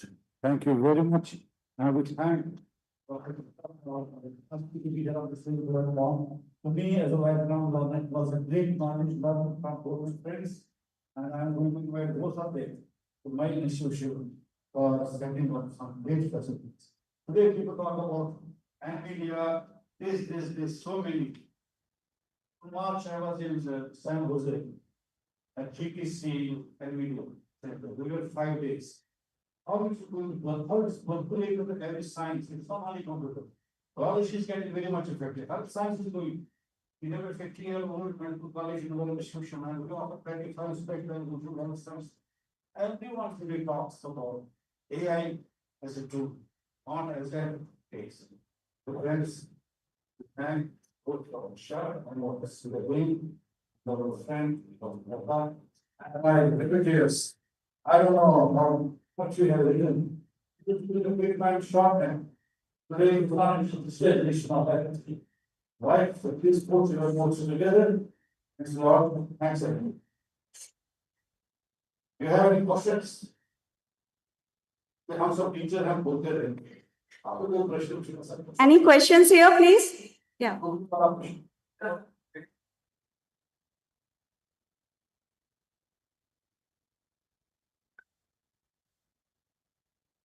Hello, can you hear me? Hey, thank you guys. Very exciting conversation.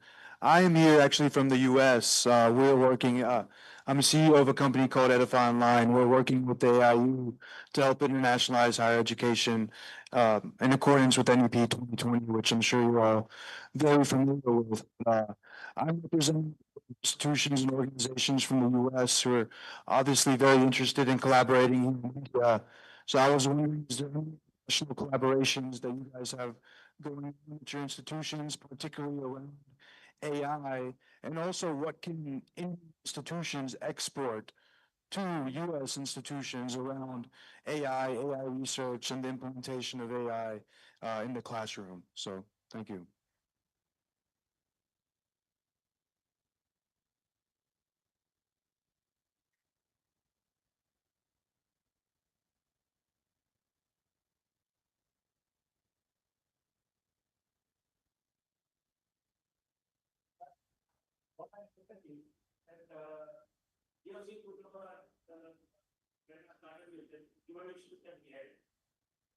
See, India is not very evolution, but I'm sure that with the AI and AI, we are not with the evolution.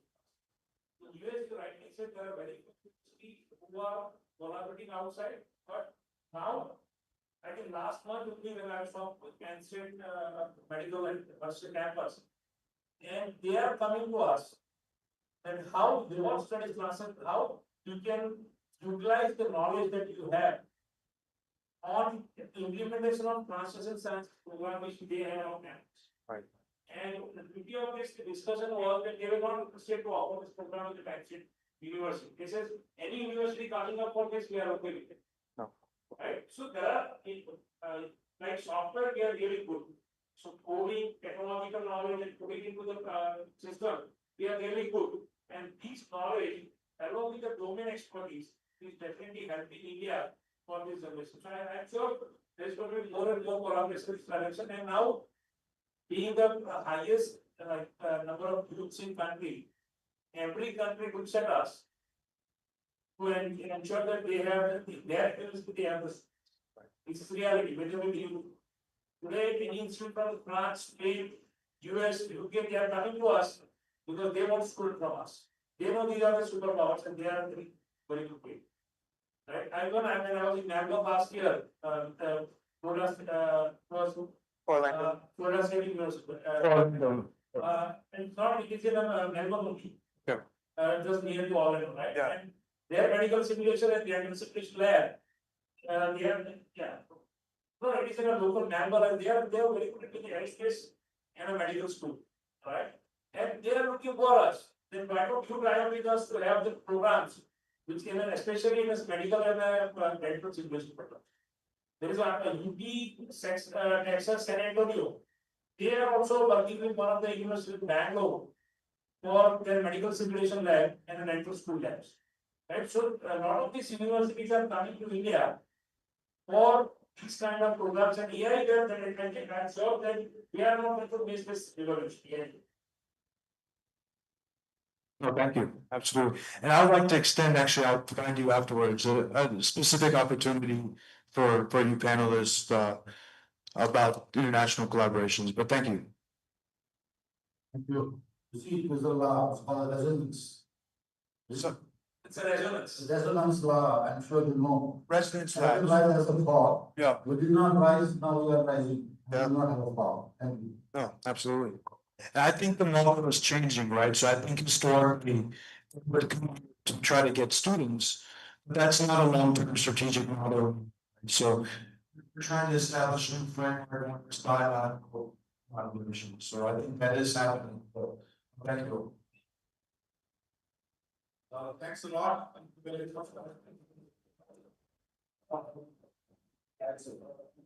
Yeah. Excuse me, journalists, for a great session. As we conclude this session on integrating emerging technologies like AI, virtual and augmented reality in the learning process, it is evident that by embracing these technologies, higher education institutions foster a vibrant, inclusive learning ecosystem that empowers students to thrive in an ever-evolving future. On behalf of the entire organizing committee of the 99th AIU Annual League and National Conference of Vice Chancellors, I extend a heartfelt thanks to the chairperson, the speakers, and the participants for contributing to this vibrant and meaningful dialogue. I will now request the session in charge, Dr. M. Datta, to please come forward to felicitate our esteemed panelists. Can you please bring? Yeah.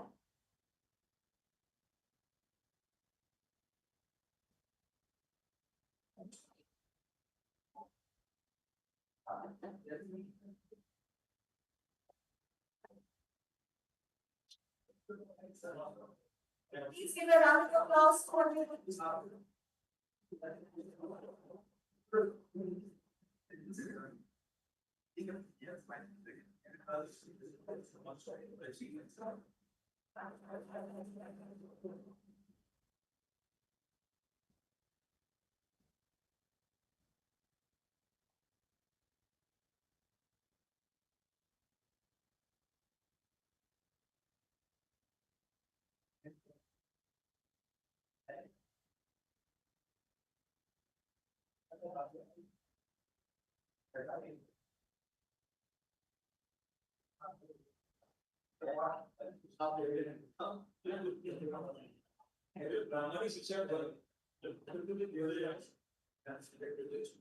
We thank all our panelists for their time.